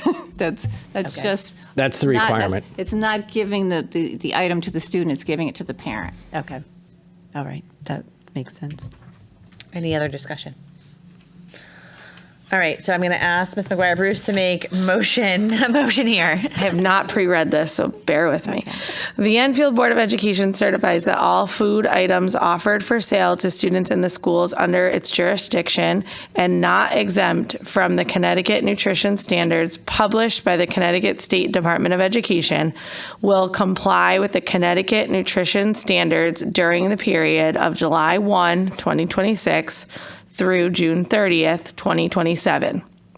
This certification shall include all food offered for sale to students separately from reimbursable meals at all times and from all sources, including but not limited to school stores, vending machines, school cafeterias, culinary programs, and any fundraising activities on school premises sponsored by the school or non-school organizations and groups. Therefore, the Enfield Board of Education elects to certify the 2026-2027 Healthy Food Certification as presented. Motion made by Ms. McGuire-Bruce. Second. Seconded by Ms. Kiner. I'm going to read this part. Discussion. No. Okay. Nice job. Go ahead, Mr. Cover. Thank you, Madam Chair. So the healthy food certification, in conjunction with the wellness policy that we reference, and I think even with the exemption, still, heavily restricts food made available to students. I know we talked about, but considering like celebrations, curriculum, field trips, events during the school day that wouldn't meet the exemption if that separately passes. I feel like obviously students should have access to all food. Secondary students I think are generally capable of making their own decisions. I think at the younger grade, finding a way to incorporate like permission slips maybe based would be important. I think when we talk about things as, like food, diet, and inclusivity of like other cultures and experiences and stuff that they may eat, or they may bring in or sell or otherwise promote may not meet the Connecticut nutrition standards, may not meet our wellness policy, and I think we need to be cognizant of that. So maybe there's, revisions or something that we could do to kind of hit a middle ground where we're promoting healthy food, but we're not prohibiting things outright that, potentially may be good food or a good experience or a worthy cause that they can't do online, and then they want to, sell it somehow in the school. So I am not in favor of the food certification as proposed. Thank you. Thank you, Mr. Kober. Any other discussion? Roll call, please. Hold on, just one sec. Just for clarification for everybody who was listening, who listened to a very long, lengthy motion.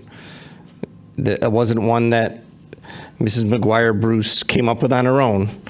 In order to certify for the healthy food certification votes per the State Department of Education, that language had to be read exactly verbatim. So nice job to you for reading so well, but just that's why the motion was as long as it was. Thank you, Mr. Macchio. Roll call. Mr. Anderson.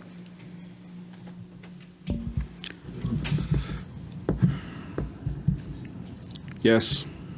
Ms. Broculio. Yes. Mrs. Cushman. Yes. Mrs. Gerard. Yes. Mr. Gauss. Yes. Mrs. Kiner. Yes. Mr. Kober. No. Mrs. McGuire Bruce. Yes. Board Chair Pickett. Yes. Motion passes 8-1-0. Map is going to get updated. All right. Now we need a second vote, and this is since it is another very purposefully drafted motion, I'll make a quick little caveat so that way Mr. Macchio doesn't have to correct me afterwards. This vote is to help us exempt after-school activities. So the certification that we just approved only pertains to school day, and now we are excluding after-school activities. All right, the Enfield Board of Education will allow the sale to students of food items that do not meet the Connecticut nutrition standards and beverages not listed in Section 10-221Q of the Connecticut General Statutes, provided that the following conditions are met. 1, the sale is in connection with an event occurring after the end of the regular school day or on the weekend. 2, the sale is at the location of the event. And 3, the food and beverage items are not sold from a vending machine or school store. An event is an occurrence that involves more than just a regularly scheduled practice, meeting, or extracurricular activity. For example, soccer games, school plays, and interscholastic debates are events, but soccer practices, play rehearsals, and debate team meetings are not. The regular school day is the period from midnight before to 30 minutes after the end of the official school day. Location means where the event is being held and must be the same place as the food and beverage sales. Therefore, the Enfield Board of Education elects to certify the 2026-27 Healthy Food Certification, combining the food and beverage exemptions as presented. Second. So moved by Ms. McGuire Bruce, seconded by Ms. Gerard. Discussion, Mr. Kober.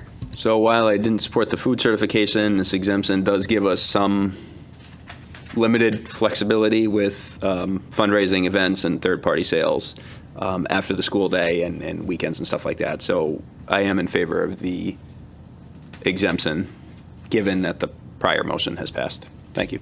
Thank you, Mr. Kober. Any other discussion? Roll call, please. Mr. Anderson. Yes. Ms. Broculio. Yes. Mrs. Cushman. Yes. Mrs. Gerard. Yes. Mr. Gauss. Yes. Mrs. Kiner. Yes. Mr. Kober. Yes. Mrs. McGuire Bruce. Yes. Board Chair Pickett. Yes. Motion passes. Woohoo. All right. Don't leave us yet. Item 8C, we are going to have some discussion and possible action regarding meal pricing for the 26-27 school year. As we move into discussing meal pricing, I think it's important for us to recognize the continued rise in food, fuel, and operation costs impacting our nutritional programs and just impacting life in general. I will make a note that per our governor and state legislature, breakfast will be free for next school year. So that will be an adjustment in practice like we saw in our Friday update, but also as far as we don't need to make changes to pricing because it will be free. And I'm going to now defer to you all to kind of make some recommendations and then we'll have some discussion. So you have within your packet information from Ms. Edwards related to her recommendation. I also provided you under separate copy this evening on District Reference Group F school meal price comparison. Reason why we compare it to DIRG F, if you will, is with the socioeconomic comparisons versus just the comparisons to our neighboring towns. With that, Ms. Edwards. Okay, I will read what I submitted. Due to increased expenses in all areas of operations, food and supplies, payroll, and associated benefits, combined with state recommendation of all districts eventually reaching the federal paid lunch price of $4.06, I'm recommending an increase to the price of paid lunches in all grades K through 12 for school year 26-27. I recommend that we raise prices at the K through 5 schools from $2.25 to $2.50, and grades 6 through 12 from $2.75 to $3. So this reflects an increase of 25 cents for all meals. As a point of reference, which Mr. Macchio just pointed out, our district reference group, the average for a K through 5 is $3.32 for lunch, and 6 through 12 is $3.50. The Nutrition Services Department currently operates as a self-sufficient department with little financial assistance from the Board of Ed budget. This is accomplished through increases in the prices of lunch, the cost of lunch, as well as in securing additional funding such as the healthy food certification, which we just did. If we didn't do this through the cost of lunches and taking other funds where we could that are offered from the state and the federal government, we would need to depend on additional funding from the Board of Ed budget. Thank you, Ms. Edwards. I appreciate the information that was presented to us this evening. I also do want to recognize, and I'm thinking about the budget presentation, that truly the nutritional services does fund themselves, that we really do not contribute much at all to those supports or programs. So thank you for that reminder. Discussion? Ms. McGuire-Bruce. First, I just want to say thank you for this comparison. I'm not sure who were both of you that provided this to us, but I know in finance I had brought up wanting to take a look at other neighboring districts and within our reference group to make sure, as a parent, right, the price goes up, you want to kind of know why. And I'm looking at this feeling much more confident in an increase of 25 cents for all meals, because I do see that we are significantly below most of the other districts within this. Also noting that the free breakfast from the state. So if you are a student who's getting breakfast and lunch, yes, the lunch is going up 25 cents, but hopefully that cost of free breakfast will help eliminate some burden for families. Obviously, we all go to the grocery store and see our increases in food rising, and it is what it is, unfortunately. I do think that within finance, we're seeing that you guys are trying to stay afloat so that you don't need much from our budget, and I think that this is an important step to continue to do that. I also just want to remind families, and I know that this is an ongoing conversation through PTOs and through your department, that there are forms at the beginning of the year for the free and reduced lunch. If you feel like you would qualify, or even if you're not sure, fill it out. You'd be surprised. And it really is not something to feel any type of burden about, because this is what it is there for. And I know that it is hard for families to sometimes want to fill that out, but I do think that, if we can just remind families here that there is help, and if this increase is going to be a burden for your families, please make sure you're filling out that paperwork so that we can try to continue to support you, because the last thing we want is for anyone to be struggling over school lunches. So, I think within finance, we're seeing and we're looking at these numbers with you, and I appreciate you, me being a newbie this year, all the information you've given me. And so I do feel better about that 25 cents after having all those discussions. So thank you for all the work that you do, and thank you for tonight. Mr. Kober. All right. Thank you, Director Edwards, for coming back again. So a couple questions, just, and this is for clarification between like the script. I know you mentioned all meals, but then you mentioned lunch, and we talked about that the state's passing the free breakfast that's being implemented. So just to confirm, the price increase in your correspondence is strictly for lunch only, correct? Yes, that's correct. Okay. And with the new state law, obviously, I think the governor just signed it yesterday or today or whenever he signed it. So right now we're planning for the first day of school at the end of August. Breakfast will be free for all students? Yes, we'll make that known to families. Outstanding. And then I know we're talking lunch prices here, but, and I can't remember if we talked about this last year, but just for clarification in my head. So can students, I believe like the only thing they can purchase separately is like if they bring a home lunch, they could still buy milk just by itself, correct? Sure. Yes. Okay, and that price would not be changing with this. This is strictly for the full No, meal, or would we? I really try not to raise that 50-cent milk price. I mean, I could, and other districts have, but I just, I really want the students to buy their milk. And That's fine. And I just want yeah. to clarify that, if a 50-cent milk price this year, I'm trying my regardless of what best we do, it wouldn't to change. not have to raise milk prices. Yeah, I would like to keep them at 50 cents, unless all of a sudden our bids come back and milk has gone up. 50 cents a unit for me, then I have no choice, but I would have to increase. No, that makes sense. And the last question, and I meant to, and again, I probably should ask this in advance, but maybe you have the information off the top of your head. But I know with the healthy food certification, I think last year when you presented, you talked about the income that would generate. And I'll, if you remember, great. But for this meal pricing for the extra 25 cents, what would the financial impact projected be for the year? Like, is it an extra 10,000? Is it an extra 50,000? Would we make it? I have that in my notes. I believe you had it. I remember last year. I remember last year you talked about the food certification, and I don't want to quote you 100%, but I believe you said it was like around 40,000 for that. So I just want to make sure I get the numbers right. Healthy food certification information, that increase of 10 cents based on previous year, that would be 54,000. 54,000. For the Okay. 25-cent increase on lunches based on last year, that would be 39,000. 39,000. Okay. Awesome. That takes care of my question. So thank you for that. Thank you, Mr. Kober. Mr. Gauss. So last year, even though I voted for the increase, I was against it. I don't know if anybody remembers this, because I didn't think it was enough of an increase.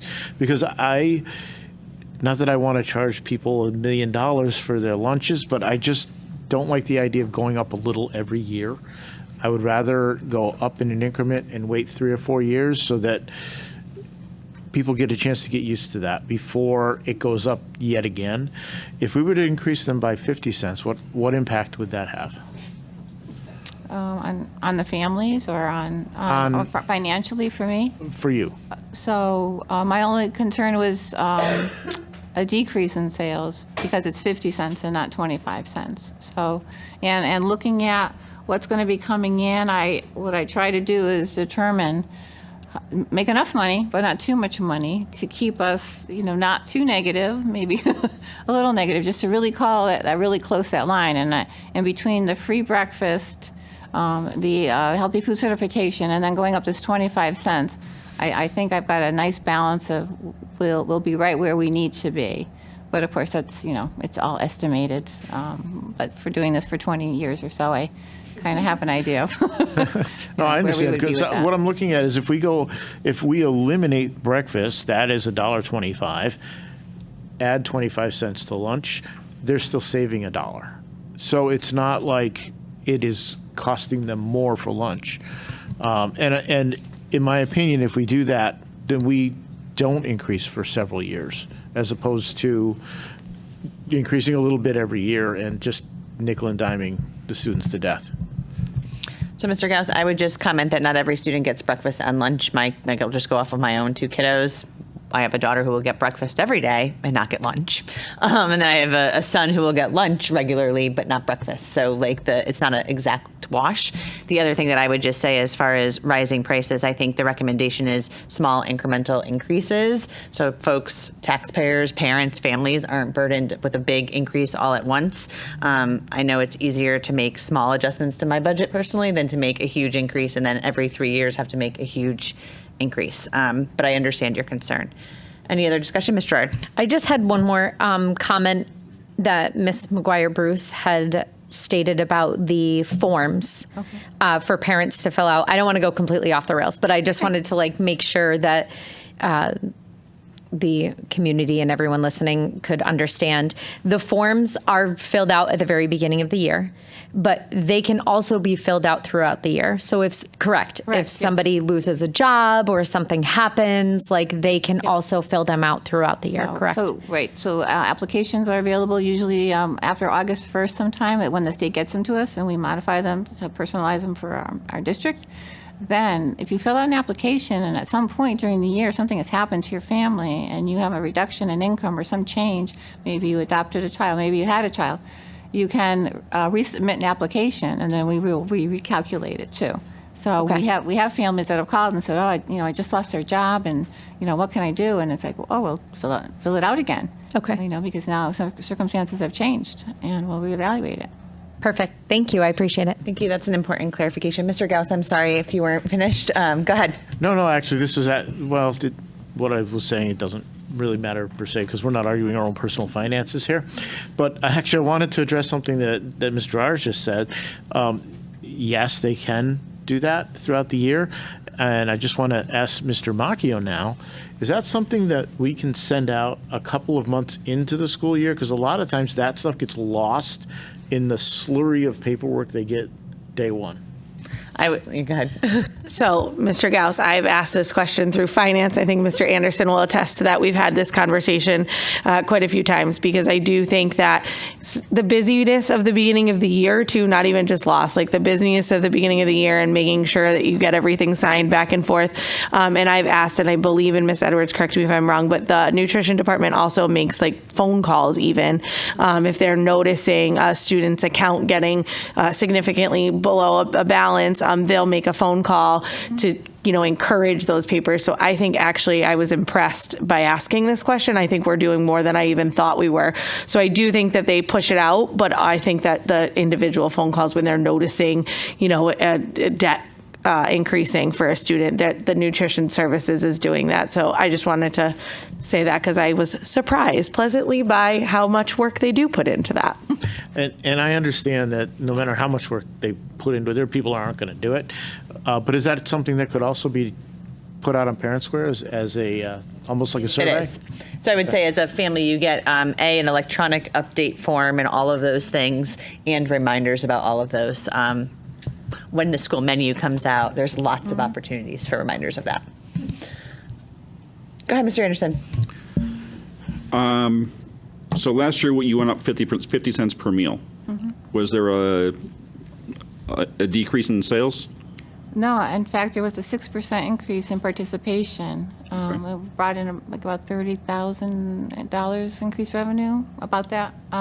So I was wondering if that was going to happen too, and it didn't. I think they realized there's still the value of school lunch at the pricing that we had, and it did not go down. It went up. Participation did go up.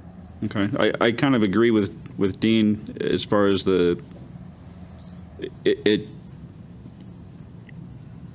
it appears that we're just not charging enough for lunches, and I don't think 25 cents is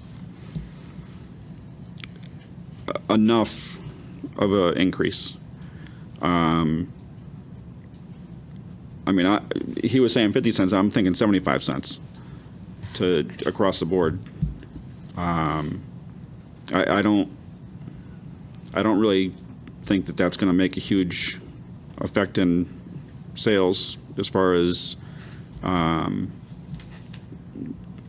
people choosing not to buy lunch. And at that we'd still be below everybody else. So 75 cents would put us Very good.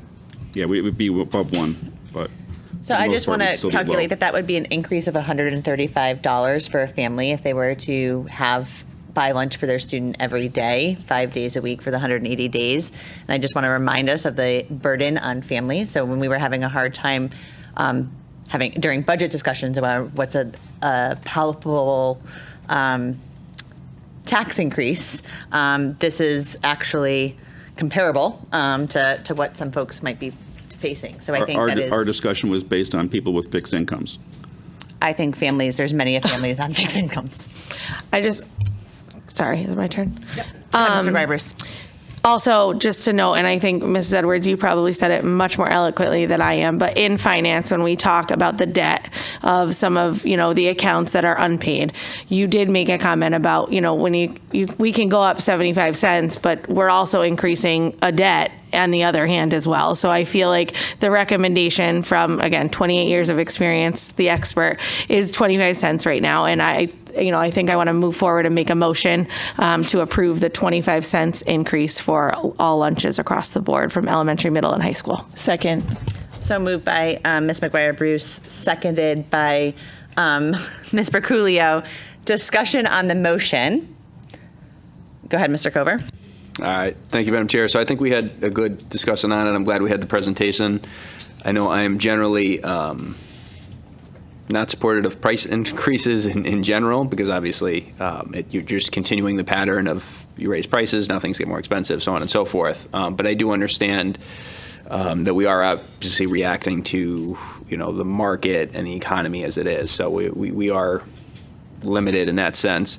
I am glad that we got the copy of the district reference group breakdown. So, and as the superintendent alluded to, and we talked about, so for the public that doesn't know, out of 169 towns in Connecticut, I believe the state breaks us up into 6 different groups based on socioeconomic factors and populations and stuff like that. So we're part of district reference group F, and we got a breakdown of all the prices. And as mentioned, Enfield, for our lunch prices and the breakfast prices are obviously moot because we talked about that, and that's not the motion before us.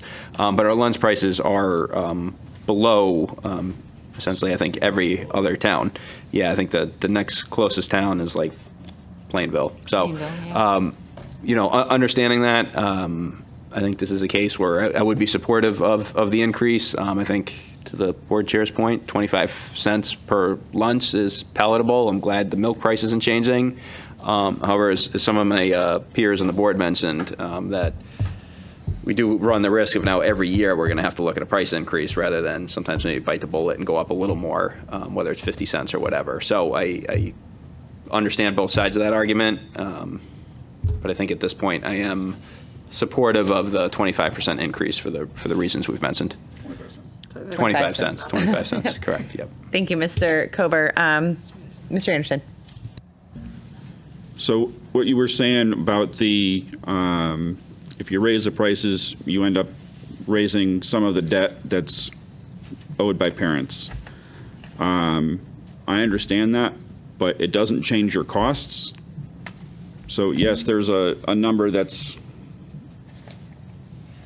on the accountant sheet saying, oh, this much money is owed, and it's more money that's owed this year than last year, but your costs aren't changing. So even if there is a little bit more money on the balance sheet, I don't really think that's a huge issue, a huge red flag. I think it's something you can work with. I guess I'm going to ask a clarifying question, Mr. Anderson. What costs are you saying is not increased? Because I think we heard from her opening statement that costs are increasing. If you raise the prices 25 cents, okay, you have a set amount of costs. Mm-hmm. If you raise the prices by 75 cents, your costs are not changing. So you're saying, that 50% that's above what I would be asking for could be put in reserve for a couple of years following? Right. So you'd have 50 cents per meal additional that you'd be collecting. I would be afraid that our participation would drop significantly. That would be a concern for me with a 75% price increase. It's a valid concern, but I don't think, just seeing how low we are compared to everybody else, I don't think that it's,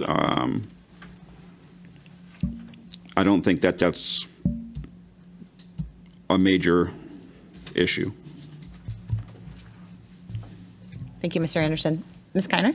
Yeah, I just don't understand why anybody would want to raise it more than the 25 cents. We have our expert here who's already figured out what would be the right thing to ask for. And in this day and age, in this economic climate, to ask for more now, I would much rather, if I had my budget set, I would much rather it go up incrementally, little by little, than have a huge increase all of a sudden. I just don't understand it. Thank you, Ms. Kiner. So I think this is, for us as a board, this is a year. Go ahead, Mr. I Gauss. just want to get this question. It's almost unrelated to this, but I just want to get this question in while I'm still looking at it for Mr. Macchio. Could you send us in your update who is included in District 11? Thank you. No worries. We can get that for you. I'm sure it's also available. I will just wrap up that this is a yearly task of the board to review the healthy food certification and our meal pricing so we can adjust and have conversation. I'm going to call us to vote for the approval of an increase by 25 cents for lunch. Mr. Anderson. Yep. Ms. Broculio. Yes. Mrs. Cushman. Yes. Mrs. Gerard. Yes. Mr. Gauss. Yes. Mrs. Kiner. Yes. Mr. Kober. Yes. Mrs. McGuire Bruce. Yes. Board Chair Pickett. Yes. The motion passes. Thank you. All right. And new business, thank you, Ms. Edwards, very much. Thank you, everyone. Mr. Gauss. Mrs. Cushman, I would like to make a motion to Pickett. take a break for a few minutes because we've been really at this since 6 o'clock this afternoon.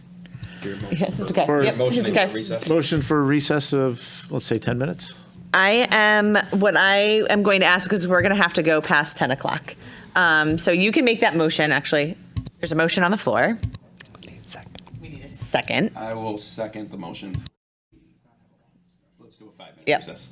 All right, let's make sure we are we'll do 5. expedient Five's here good. as far as, let's. Hand vote. What was that? You can get a vote. Hand vote, first for the 5-minute recess. 5-minute recess. All in favor? That is 4. All against? That is 5. So we will not go to recess. We're going to have to make a motion to extend time. I would also say, please feel free to get up and take care of yourself. My hope is that we are having a first reading of some policies coming up, and then during our committee reports, please feel free to take care of yourselves. All right, we continue to plug away at the 1000 series. Ms. Broculio, first readings. Tonight, we have the first read of Policy 1000G, our Security and Safety Plan, which will be a full replacement of Policy 3516, Safety, and will be moved to the 1000 series. We did add the definitions of judicial and administrative warrants to help bring clarity to some of the language within the policy. Motion to approve the first read of Policy 1000G. Second. So moved by Ms. Broculio, seconded by Ms. McGuire Bruce. Discussion. Mr. Kober. Thank you, Madam Chair. So I'll start with, I'm glad with this particular policy, we're including a draft of the administrative regulations that are supplemented to it. One of my concerns is and I don't have the exact place in the administrative regulation, but it seems that the policy committee directed a change from may to shall. I believe it's in paragraph B. So I do not concur with that change in the script. I know the policy chair talked about it, but the definitions added for the types of warrants, I think is, I understand the intent of it, and I know that language pops up elsewhere in a lot of other guidance. I think this policy is probably not the place for those definitions. I think those definitions are just reactionary concerns to immigration enforcement, and I think permanently enshrining those in our safety and security plan policy is just unnecessary text. Thank you, Mr. Kober. Go ahead, Ms. Cushman. I did actually just have a question regarding whether the inserted language was, or the definitions submitted, were they submitted to Shipman for approval or confirmation for accuracy? I do not believe we have shared them with legal. They did come from official legal definitions, but we can have that reviewed. And I also just Go ahead, Mr. wanted Coolio. to add that we changed the language from may to shall based on the directives from Superintendent Macchio that he's given to staff members. Correct. And this is a Shipman policy, so I can send the language to Shipman, but they'll tell me that they did not require that language as part of their original policy. So they purposefully did not include it because, for a reason, but I can send it off to legal. Thanks. I think it would be helpful to understand why they might not have included those definitions. So, thank you. Mr. Gauss. I agree with Mr. Kober's opinion on the definitions because they really don't matter. There's the supremacy clause, there's the pursuit clause. There's so many things that make these completely, I don't want to say useless, but unwarranted. Yeah, there's a lot to this that I'm sure Mr. Kober will be sharing in leadership with, or Ms. Cushman will be sharing in policy. Thank you. Thank you, Mr. Gauss. I will just share, obviously, with recent events, immigration and safety of all of our students is important to us, and ensuring that their rights are protected at school. So I think that's why, through our caucus, it was important that we did have some clarifying language around those pieces. Can I have a roll call vote on this? Mr. Anderson? No. Ms. Proculio? Yes. Mrs. Cushman? I think I'll abstain just until we have confirmation about that. Mrs. Gerard? Yes. Mr. Gauss? No. Mrs. Kiner? Yes. Mr. Kober? No. Mrs. McGuire Bruce? Yes. Board Chair Pickett? Yes.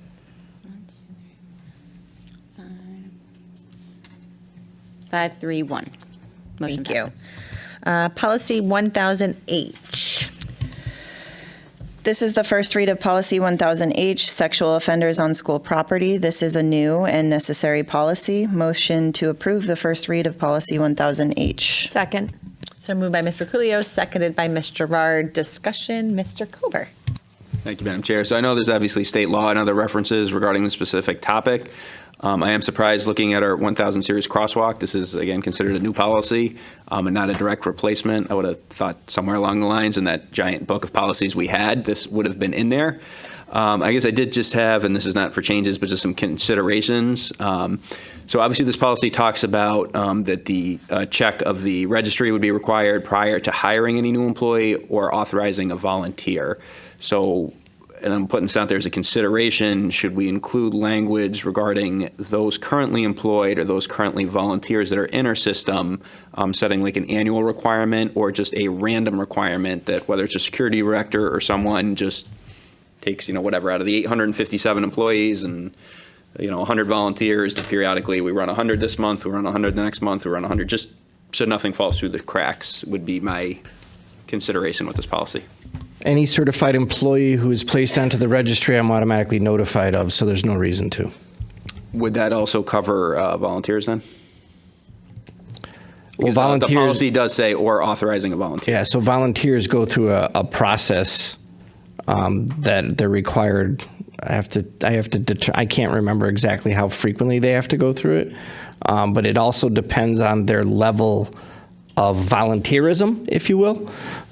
So there's a much more in-depth background that needs to be followed. If you're a volunteer, I think it's level 2, where you can be alone with up to 10 children. Okay, and I know, and ironically, we are talking later tonight about our volunteer policies that'll be covered in there. So again, that was just my thought. So I'm glad to hear that there is a system in place regarding current staffing. Thank you. Thank you, Mr. Kober. Ms. McGuire Bruce, did you get your comments? I just want to note that I had asked in policy, so just for the public to know, I had asked in policy our current procedure, which will continue.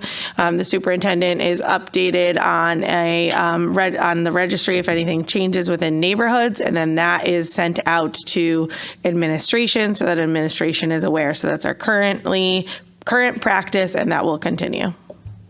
Thank you. Mr. Gauss, and then Mr. Kober.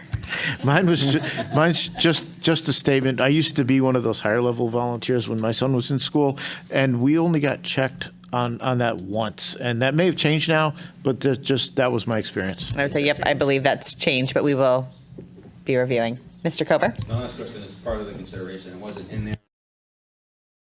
Nope, I don't. So my last consideration, I addressed employees or volunteers, but like third party or contractors, just specifically like other individuals that are contracted with the district, not like potentially like transportation and stuff like that. What would be the process of who's responsible for those checks and who would get notified? Would that be our contracted provider? Transportation-wise, Smith Bus notifies us when somebody's placed on the registry. So.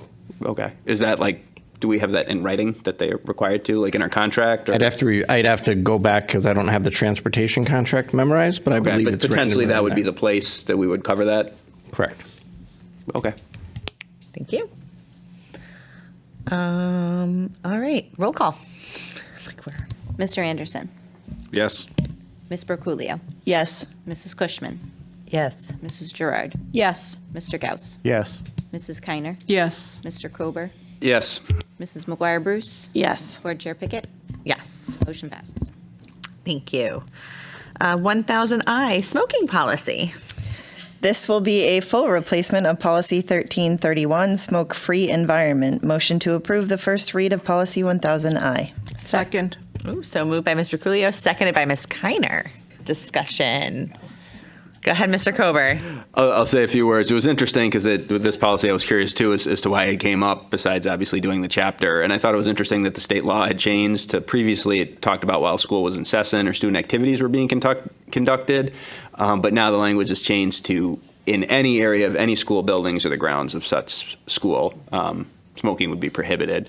So again, understanding it comes from state law, it stuck out to me as just kind of another example of maybe state overreach because, you know, hypothetically, if there's a staff member at 5 p.m. working late and all the students have already left, that they can't even smoke anymore, or 100%. Yes, and I just thought that was interesting how over time it's changed. Isn't there something on town property now too?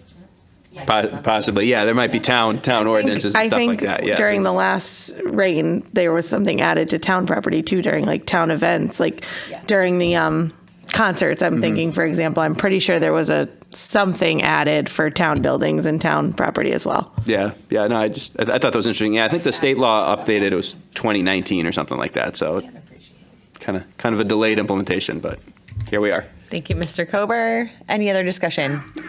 Roll call, please. Mr. Anderson. Yes. Ms. Broculio. Yes. Mr. Cushman. Mrs. Cushman, sorry. Mrs. Gerard. Yes.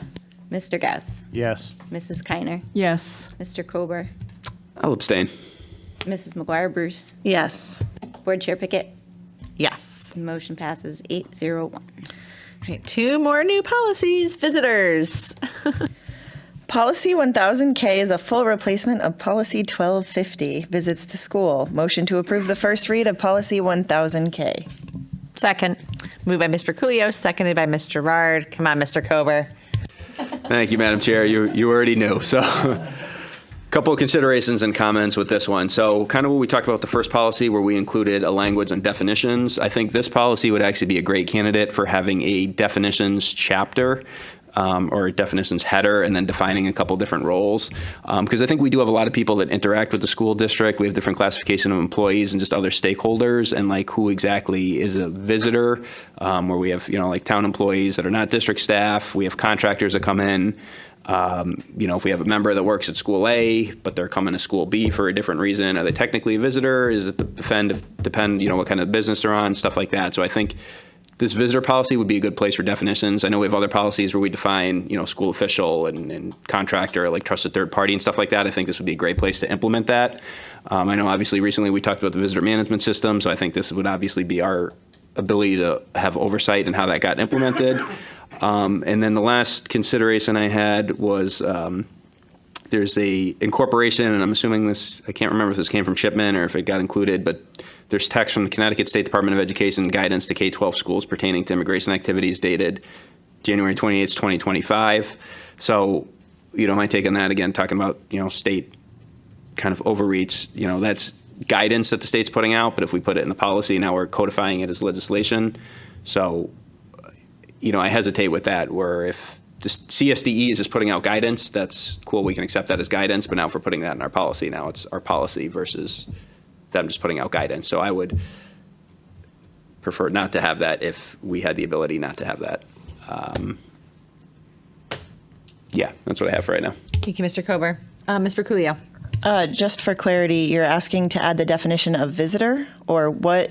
Correct. Yeah, like have a definition of like what would be a visitor, who would be a school official, who would be, again, like if we have like the town employees that come in and are like our custodians, right? Like they're technically not EPS staff, but they're obviously not visitors.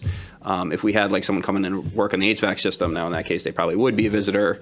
And then even like I said, just an example of like staff A. Like staff A is assigned to school number 1.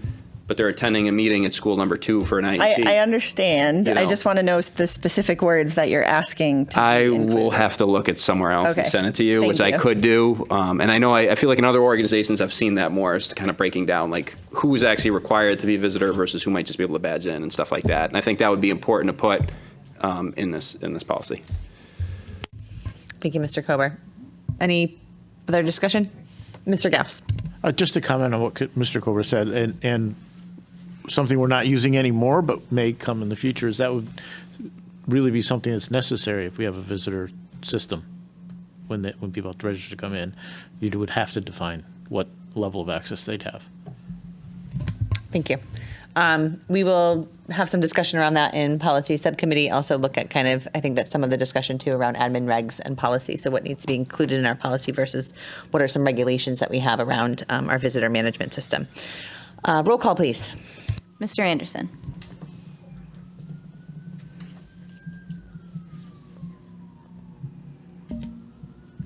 Yes. Ms. Berculio. Yes.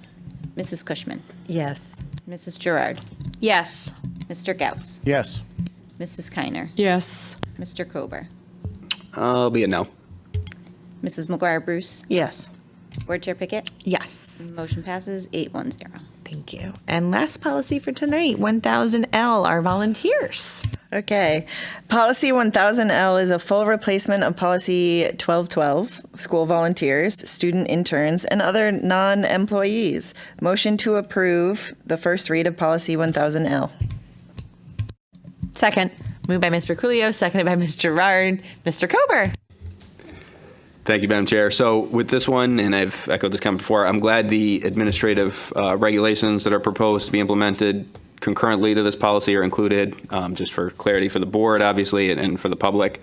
I think what was interesting with this one is our current policy, 1212, school volunteers, was obviously a K policy. This is exactly identical, minus it added like a phrase regarding a reference to a statute, I think for like student interns or something like that, as to how they're classified. The only other sentence that's included in this that's not in our current policy is, quote, all volunteers must comply with all school health and safety protocols in place at the time, including but not limited to any health screening protocols, end quote. So I think I can speak for us all as we kind of recognize that as a reactionary clause from the coronavirus era. So in and of itself, I'm not against it. I just think it could be subject to, interpretation and like when does those come into effect? There was a time where everybody had to wear a mask to enter the building and then they didn't, and then everybody had to be temperature checked and then they didn't and stuff like that. So I know that stuff will kind of come out if the need arises. I just don't know if there's another way of wording that to possibly require board action or board review if those things come up, because I know they can get pretty contentious if volunteers and individuals might not be allowed due to that reason. So again, consideration out there. I don't have exact language to supplement, but I do want to put that out there. And if I think of something, I can reach out to the policy committee. Please do, Mr. Kober. I would just share that typically when those I'll call them catastrophic events happen, we follow state law or guidance, but I do understand your concern there. Any other questions around volunteers? Mr. Gauss. This is another question for Mr. Macchio. You stated earlier that you get notified if somebody pops up on the sex offenders list. Do you get, I'm looking at all the DCF stuff, do you get notified if anything has come up in that regard also? They have to be listed on the registry. So only on, so that's not what this is referring to?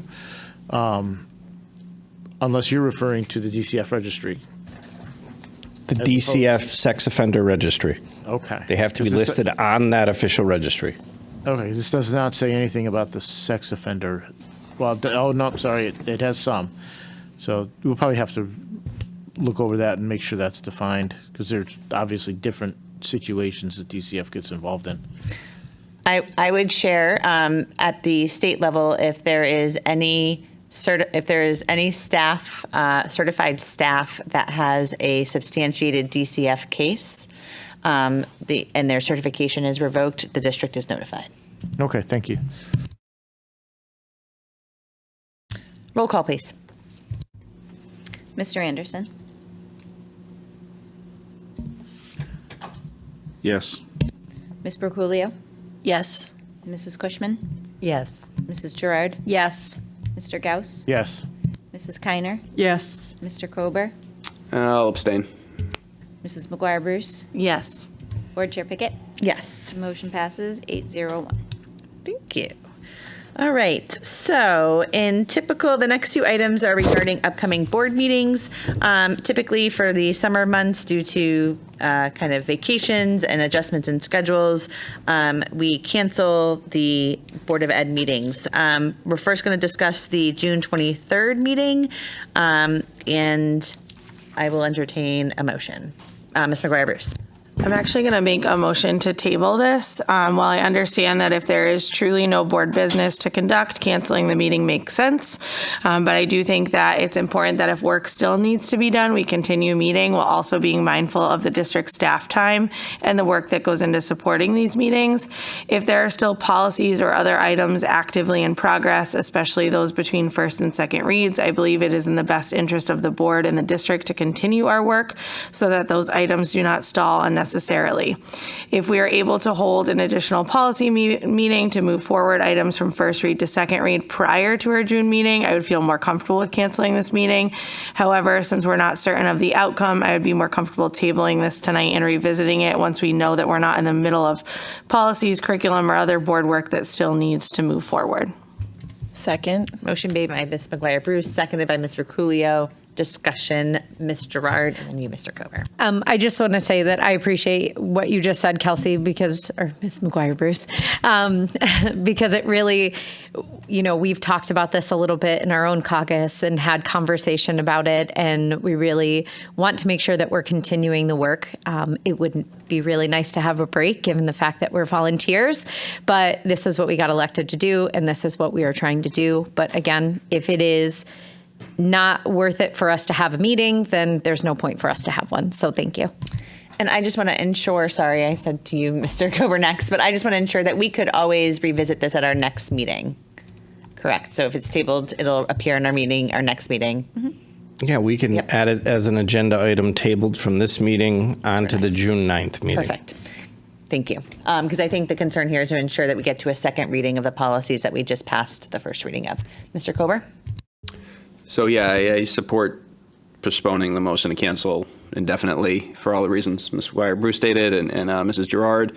I know I would rather keep this on the calendar. I know and I agree with the point that we all enjoy time off. Per our bylaws, we already don't meet for the second part of July. There's no first meeting in August. I know we're later talking about our first July meeting, and there'll potentially be action on that, which separate. However, for this June meeting, it's only being a week after graduation. School had just gotten out.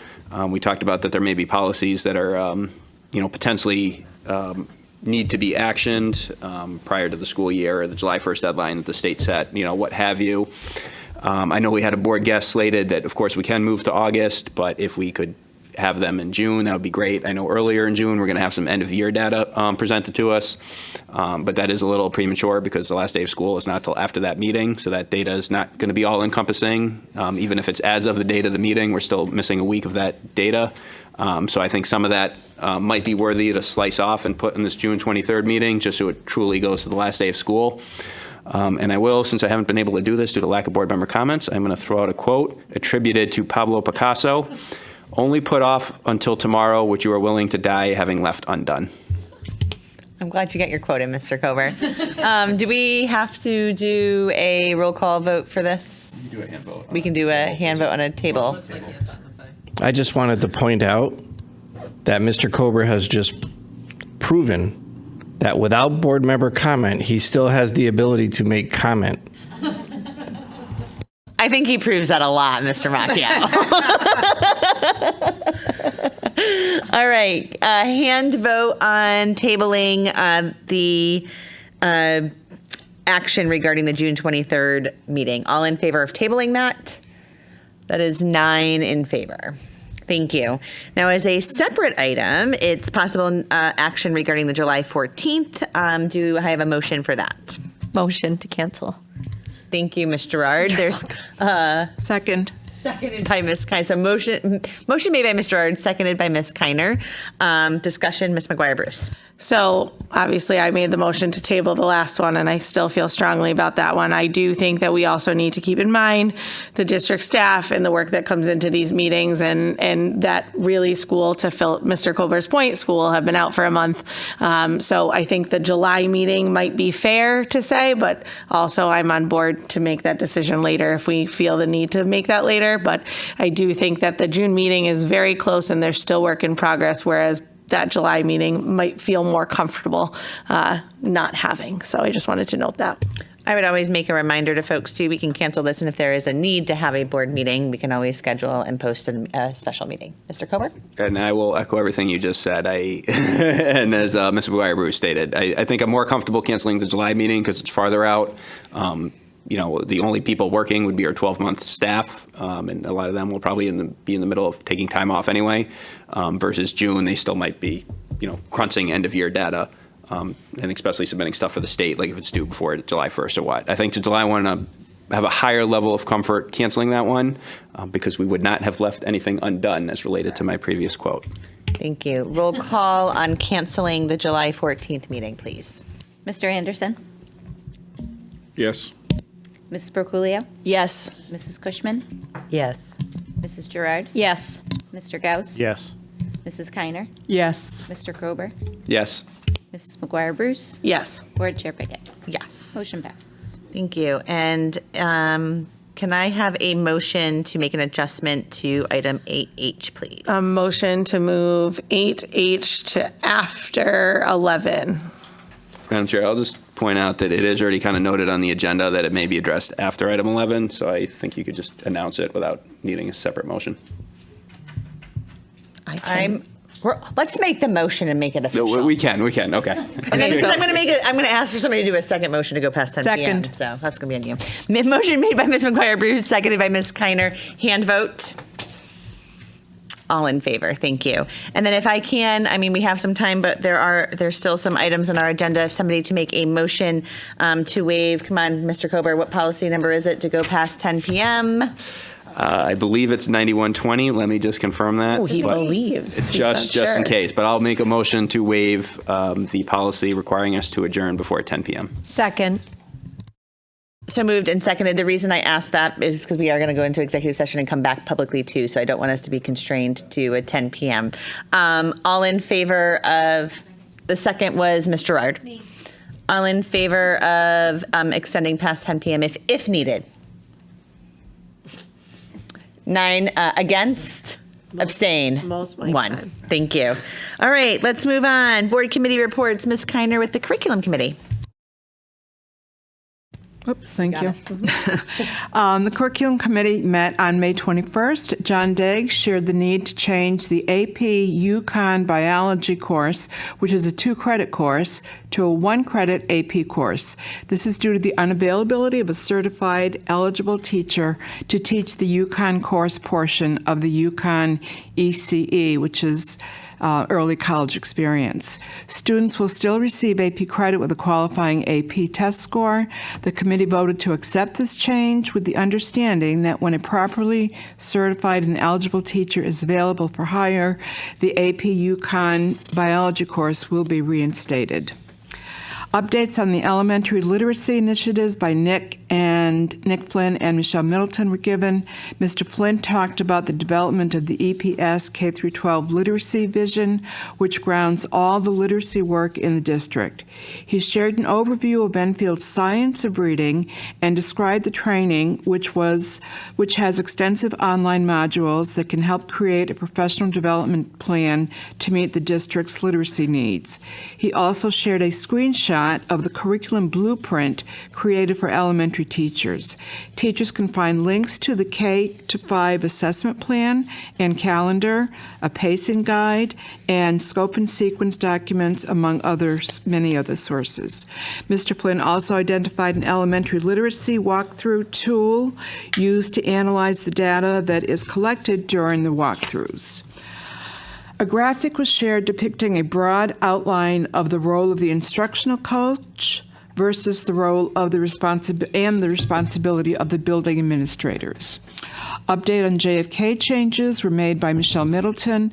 They included that letters went out to families regarding the reduction of world language offerings and the addition of literacy courses.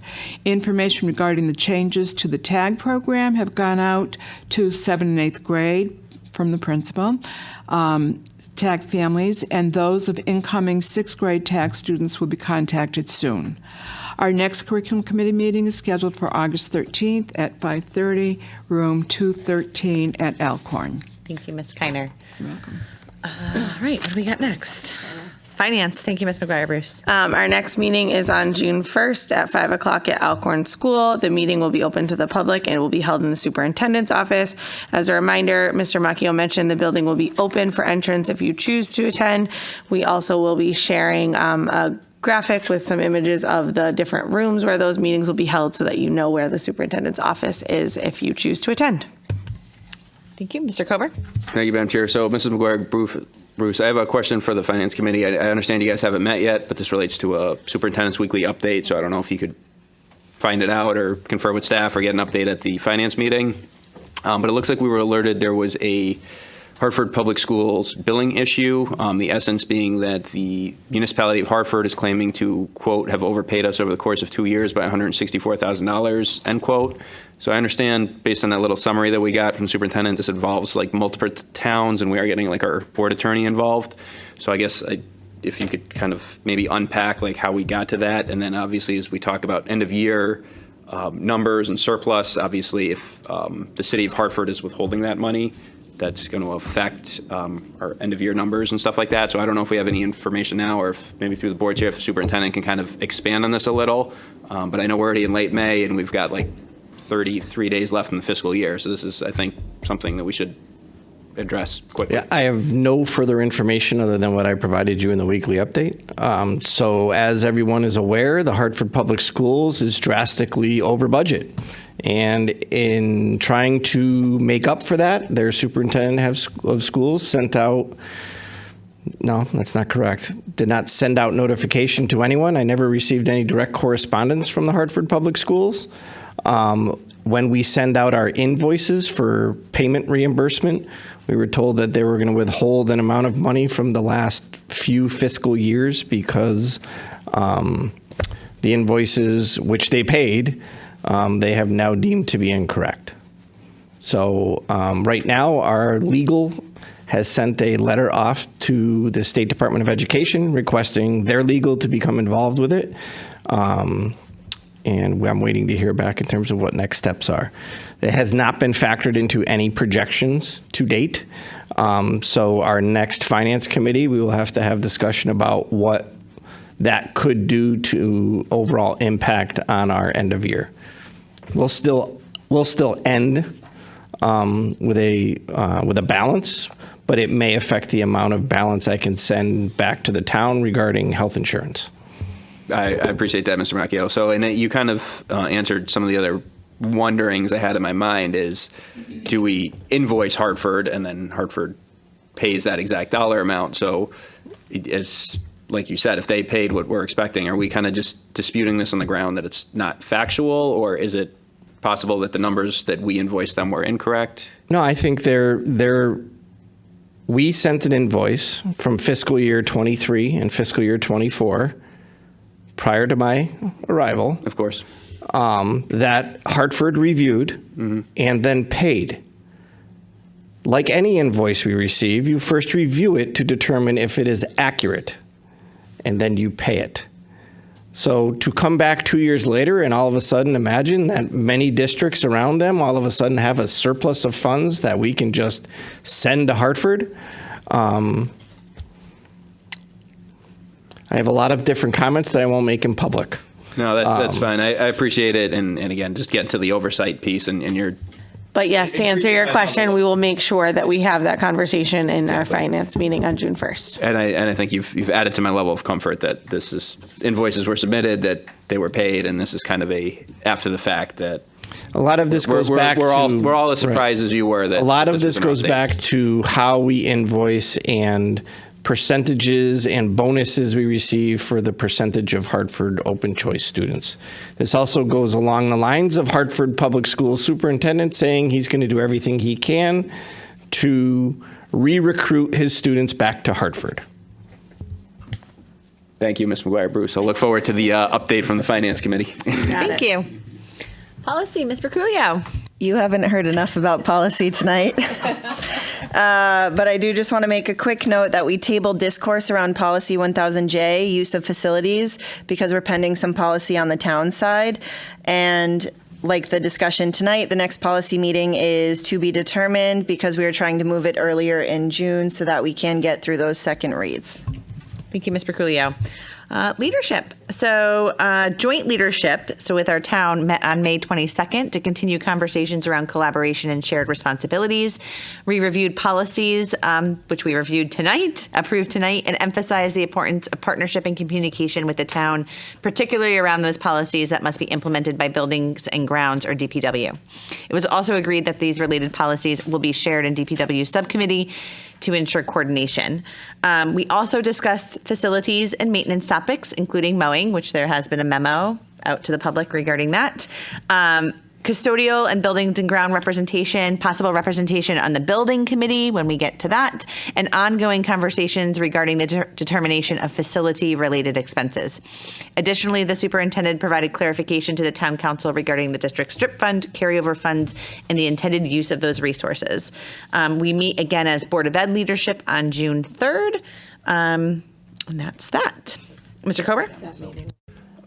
Regarding the joint leadership set down with the town, I know you highlighted the district repair and improvement program funds. I know there was some questions, and I forgot if the council had asked them regarding like HVAC repairs and how that money was going to be used. Was there any more information specifically? I believe it was our high school that potentially had an issue that needed repair.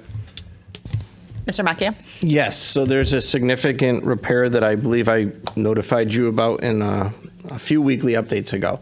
But there's a significant issue with, I believe it's called the DOAS unit. And don't ask me what that means right now because it's getting late, but it is part of our HVAC unit.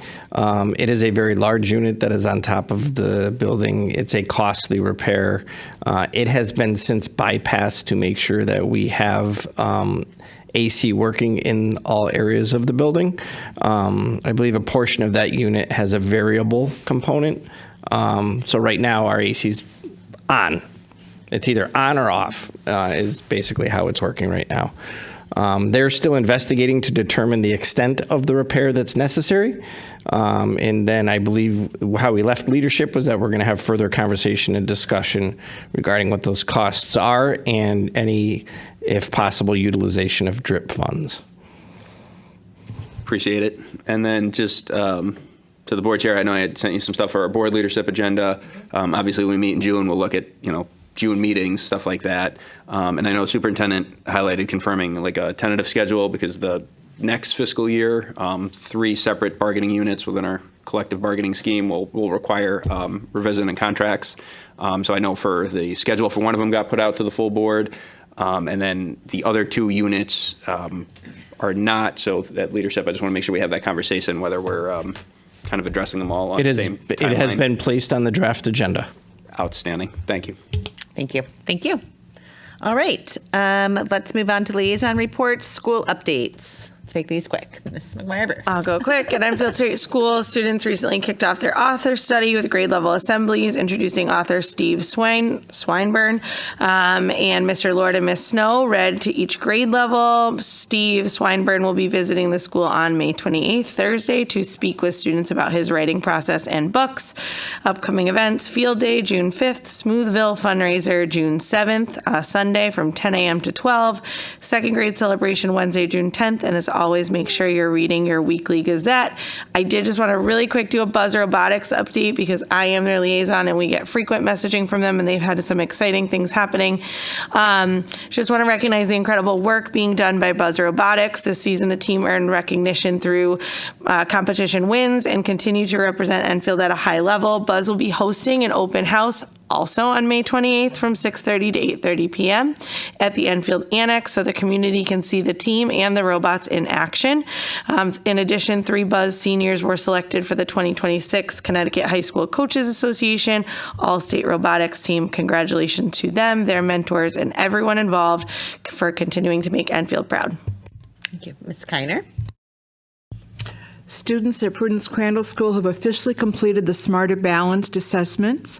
Thank you to our students for their hard work and perseverance throughout the testing process. And thank you to our families for your continued support in ensuring students arrived at school on time, prepared, focused, and ready to do their best each day. Recently, third grade students enjoyed an exciting in-house field trip experience with Riverside Reptiles. Students had the opportunity to learn about a variety of reptiles, observe them up close, and even interact with some of the animals. This engaging, hands-on experience helped bring science to life and created lasting memories for our students. This Thursday marks the culmination of our One Book, One School reading initiative. Jerry Pallotta, author of the Who Would Win series, will be visiting to speak with students about what it takes to become an author, his personal journey, how he discovered his passion for writing, and much more. Several students were also selected as winners of special writing contests and will have the exciting opportunity to share lunch with him during his visit. The PTO is currently looking for donations of ice for Field Day.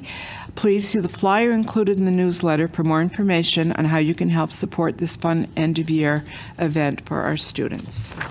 And then I also have for Head Start. Go ahead. I'll just do that too.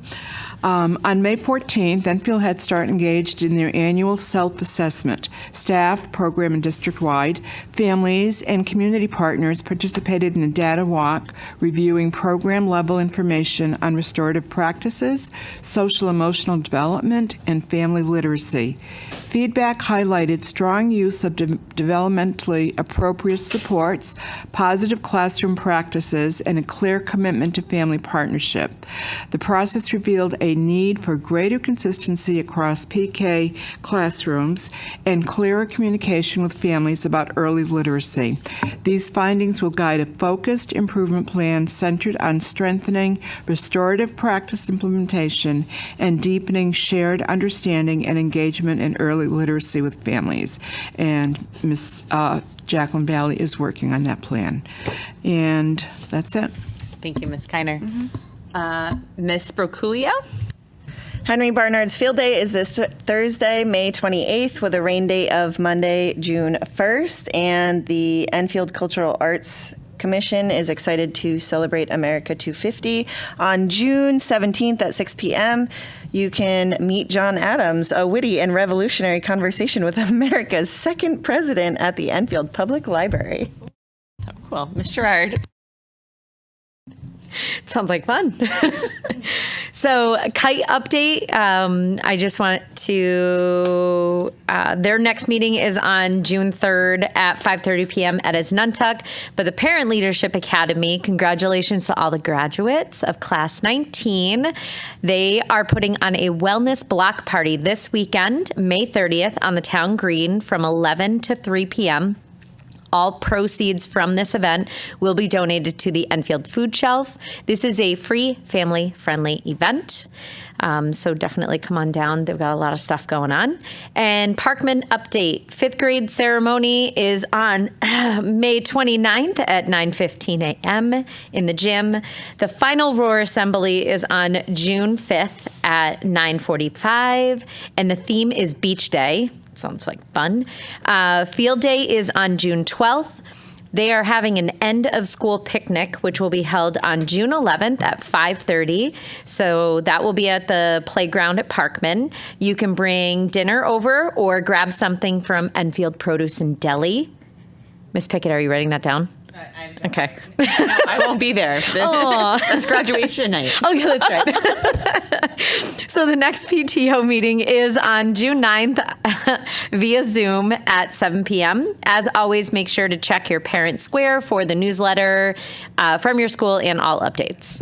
Thank you. I also just want to shout out our board secretary, Leslie Lawler. PLA is amazing, and that was a beautiful graduation ceremony, and I can't wait for the wellness fair. And I just want to thank you for your role in facilitating that work and supporting leadership in our community. Mr. Kober. Just a real quick shout out to all our students and staff. I believe you guys have like 15 days left, 2 of them being half days, so the end's in sight. That being said, attendance still matters, grades still matter, fun things coming up, field days, field trips, all that good stuff that was already shared. So just want to echo that, and to our students and staff that might be tuning in, just hang in there. Thank you. Thank you. Pay attention to Parent Square is what my message will be. There's lots going on, lots of field trips, events, things happening. So Parent Square is where it's all at. Joint facilities. Our meeting got canceled, our last meeting, and I don't have a date. June is what I have right now, but honestly, a lot of that work has, I think, shifted. I did ask for an update on Parkman roofs and things like that, so. Technically June 11th. Technically June 11th, but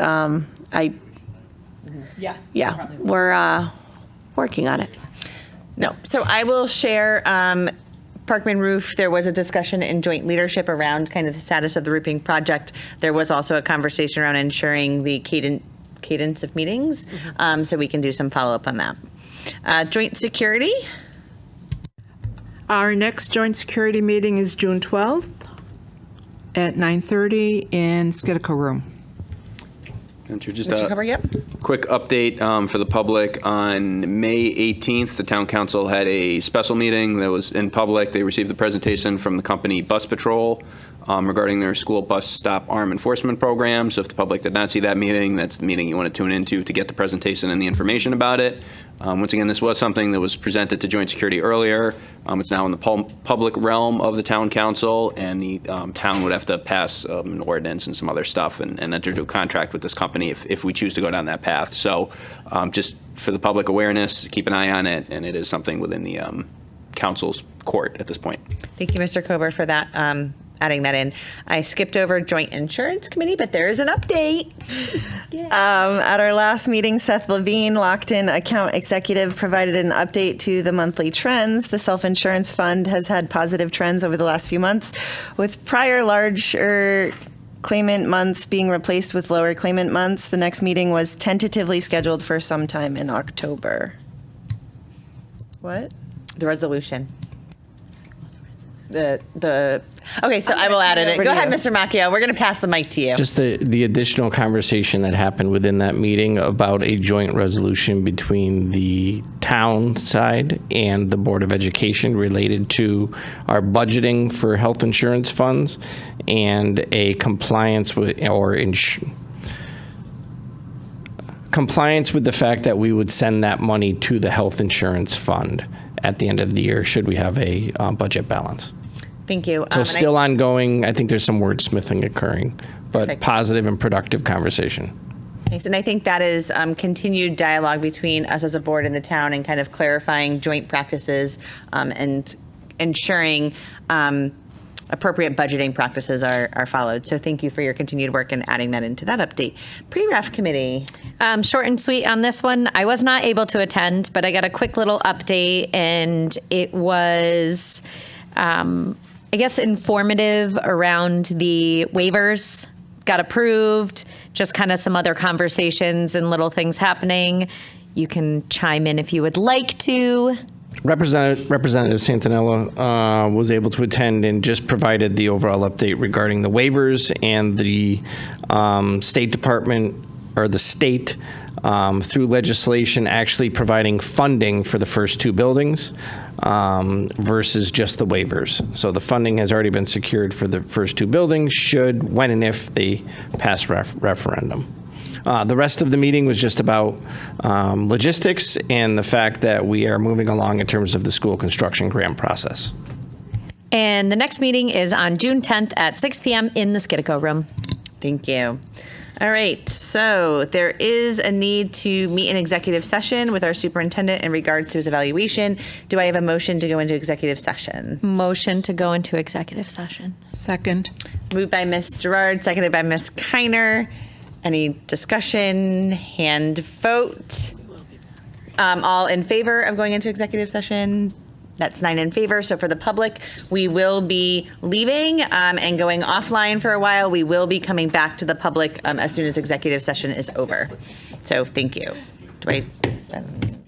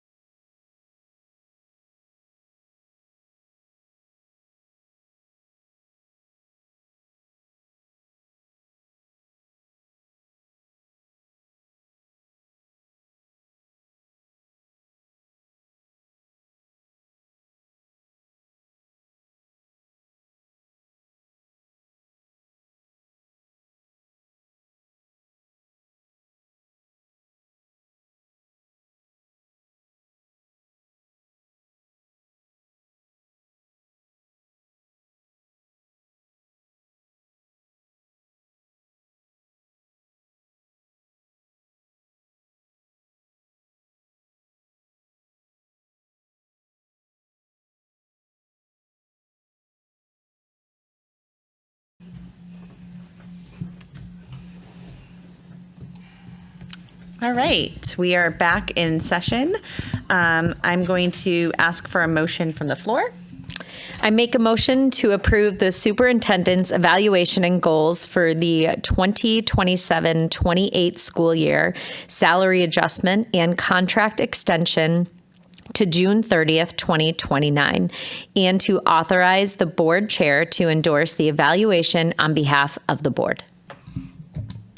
Second. Motion made by Ms. Gerard, seconded by Ms. Kiner, and now we have discussion. I will kick this off that the board conducted the superintendent's evaluation process centered on his 3 goals from last year, aligned with our district improvement plan. This was a probably lengthy-ish process where we reviewed evidence connected to student learning, school climate, communication, district leadership that Mr. Macchio provided to us. Us as a board met in executive session, reviewed that evidence, and came up with some feedback for Mr. Macchio. We believe that the superintendent has met expectations in these areas. We appreciate his continued commitment to students, staff, and families, as well as his focus on district alignment and systems and structures of support. So based on this evaluation, the board did approve a contract extension through 2029, along with compensation adjustments consistent with the terms of the agreement. Other comments? Ms. Gerard. So I want to begin by thanking you for the work you have done over the last 2 years. Your efforts to make the budgeting process more clear, precise, and transparent have been greatly appreciated. The changes made to help better explain adjustments and decisions have improved communication and understanding throughout the process. I also appreciate your presence at school walkthroughs and attendance at school events. Seeing district leadership involved in our schools is meaningful to families and staff alike. One area I hope to see continue to grow is engagement with parents during these events, as building stronger connections with families is so important to fostering trust and community. As a parent of a special needs child, I have experienced firsthand how challenging transitions between schools can feel, especially when it comes to understanding services and how those supports will shift from one level to the next. I believe compassion and empathy must begin at the top and carry throughout the administration. Creating a culture of understanding and care can help staff better support families as they navigate these important transitions. I hope that within Goal 2, we will continue to see increased community engagement and stronger communication efforts, not only through tools like Parent Square, but also through meaningful participation in school and community events. Again, thank you for the work you have put into improving our schools and strengthening our community. I look forward to seeing what the coming years bring. Thank you. Thank you, Ms. Gerard. Ms. McGuire-Bruce. All right. I appreciate your strengths in finance, organization, and systems work. One area I would encourage continued growth is in staff relationships and engagement. Education is a profession centered on people management, and I think it is important that staff feel valued and supported. A strong culture and climate starts with people feeling authentically appreciated, respected, and valued for the work they do every day. And I would like to see continued efforts to build trust and that shared responsibility of district initiatives and positive connections with educators and staff across the district. I look forward to continue working with you to move the district forward. Thank you. Mr. Kober. All right. I want to thank you, Mr. Macchio, for your dedication, commitment, and professionalism to date and in the role of superintendent of schools. I know obviously in your job it's kind of tough where in most sectors and in most employers people have one boss, and here you have 9 bosses. So it's definitely a unique role. That being said, obviously as we're just completing the review process, with the recommendation, I think this was a good example of a working board and a good dynamic where we reached consensus. There was bipartisan work. I think all board members felt heard, and we were able to offer a constructive, detailed evaluation, not just a really, like this, it actually says something rather than, people have worked and you've got a real generic evaluation and you're like, all right, well, what do I do with this? I like to think that the product that we presented you with is meaningful. It kind of sets your goals and focus for the year ahead. Again, not saying that there's nothing that we didn't like, but again, just putting stuff on paper as to goals moving forward. again, I want to commend for the strides since you've been in Enfield for increasing efficiency and responsiveness from the district and the administration, and the communication, obviously, that you've done with the board, everything from the weekly updates to like board notification and stuff like that. So I'm glad those things are going on. Those are definitely sustains. Moving forward, and I'm in favor of the resolution as read. Thank you. Thank you. Any other comments? Roll call vote? Sorry. Mr. Anderson. Yes. I feel like I should say thank you after every yes. Ms. Broculio. Yes. Mrs. Cushman. Yes. Mrs. Gerard. Yes. Mr. Gauss. Yes. Mrs. Kiner. Yes. Mr. Kober. Yes. Mrs. McGuire Bruce. Yes. Board Chair Pickett. Yes. I am very thankful for a 9-0-0 approval, and the motion passes. I look forward to continuing the work together. Awesome. Thank you so much, Mr. Macchio. We do look forward to continued work. For the public, I will share that there is continued dialogue with the board around how we support the district improvement plan and Mr. Macchio's goals. There's discussion about us having some future planning for us board around how our subcommittee work can support the efforts as well. So we are committed to supporting not only his goals and our district improvement plan, but our efficiency as a board. Do I have a motion to adjourn? So moved. Second. Ooh, I'm going to give that one to you, Mr. Gauss. Yeah, again, Moved give me- by Mr. Kober, seconded by Mr. Gauss. Okay. Hand vote, all in favor? That looks like all 9 of us. Thank you.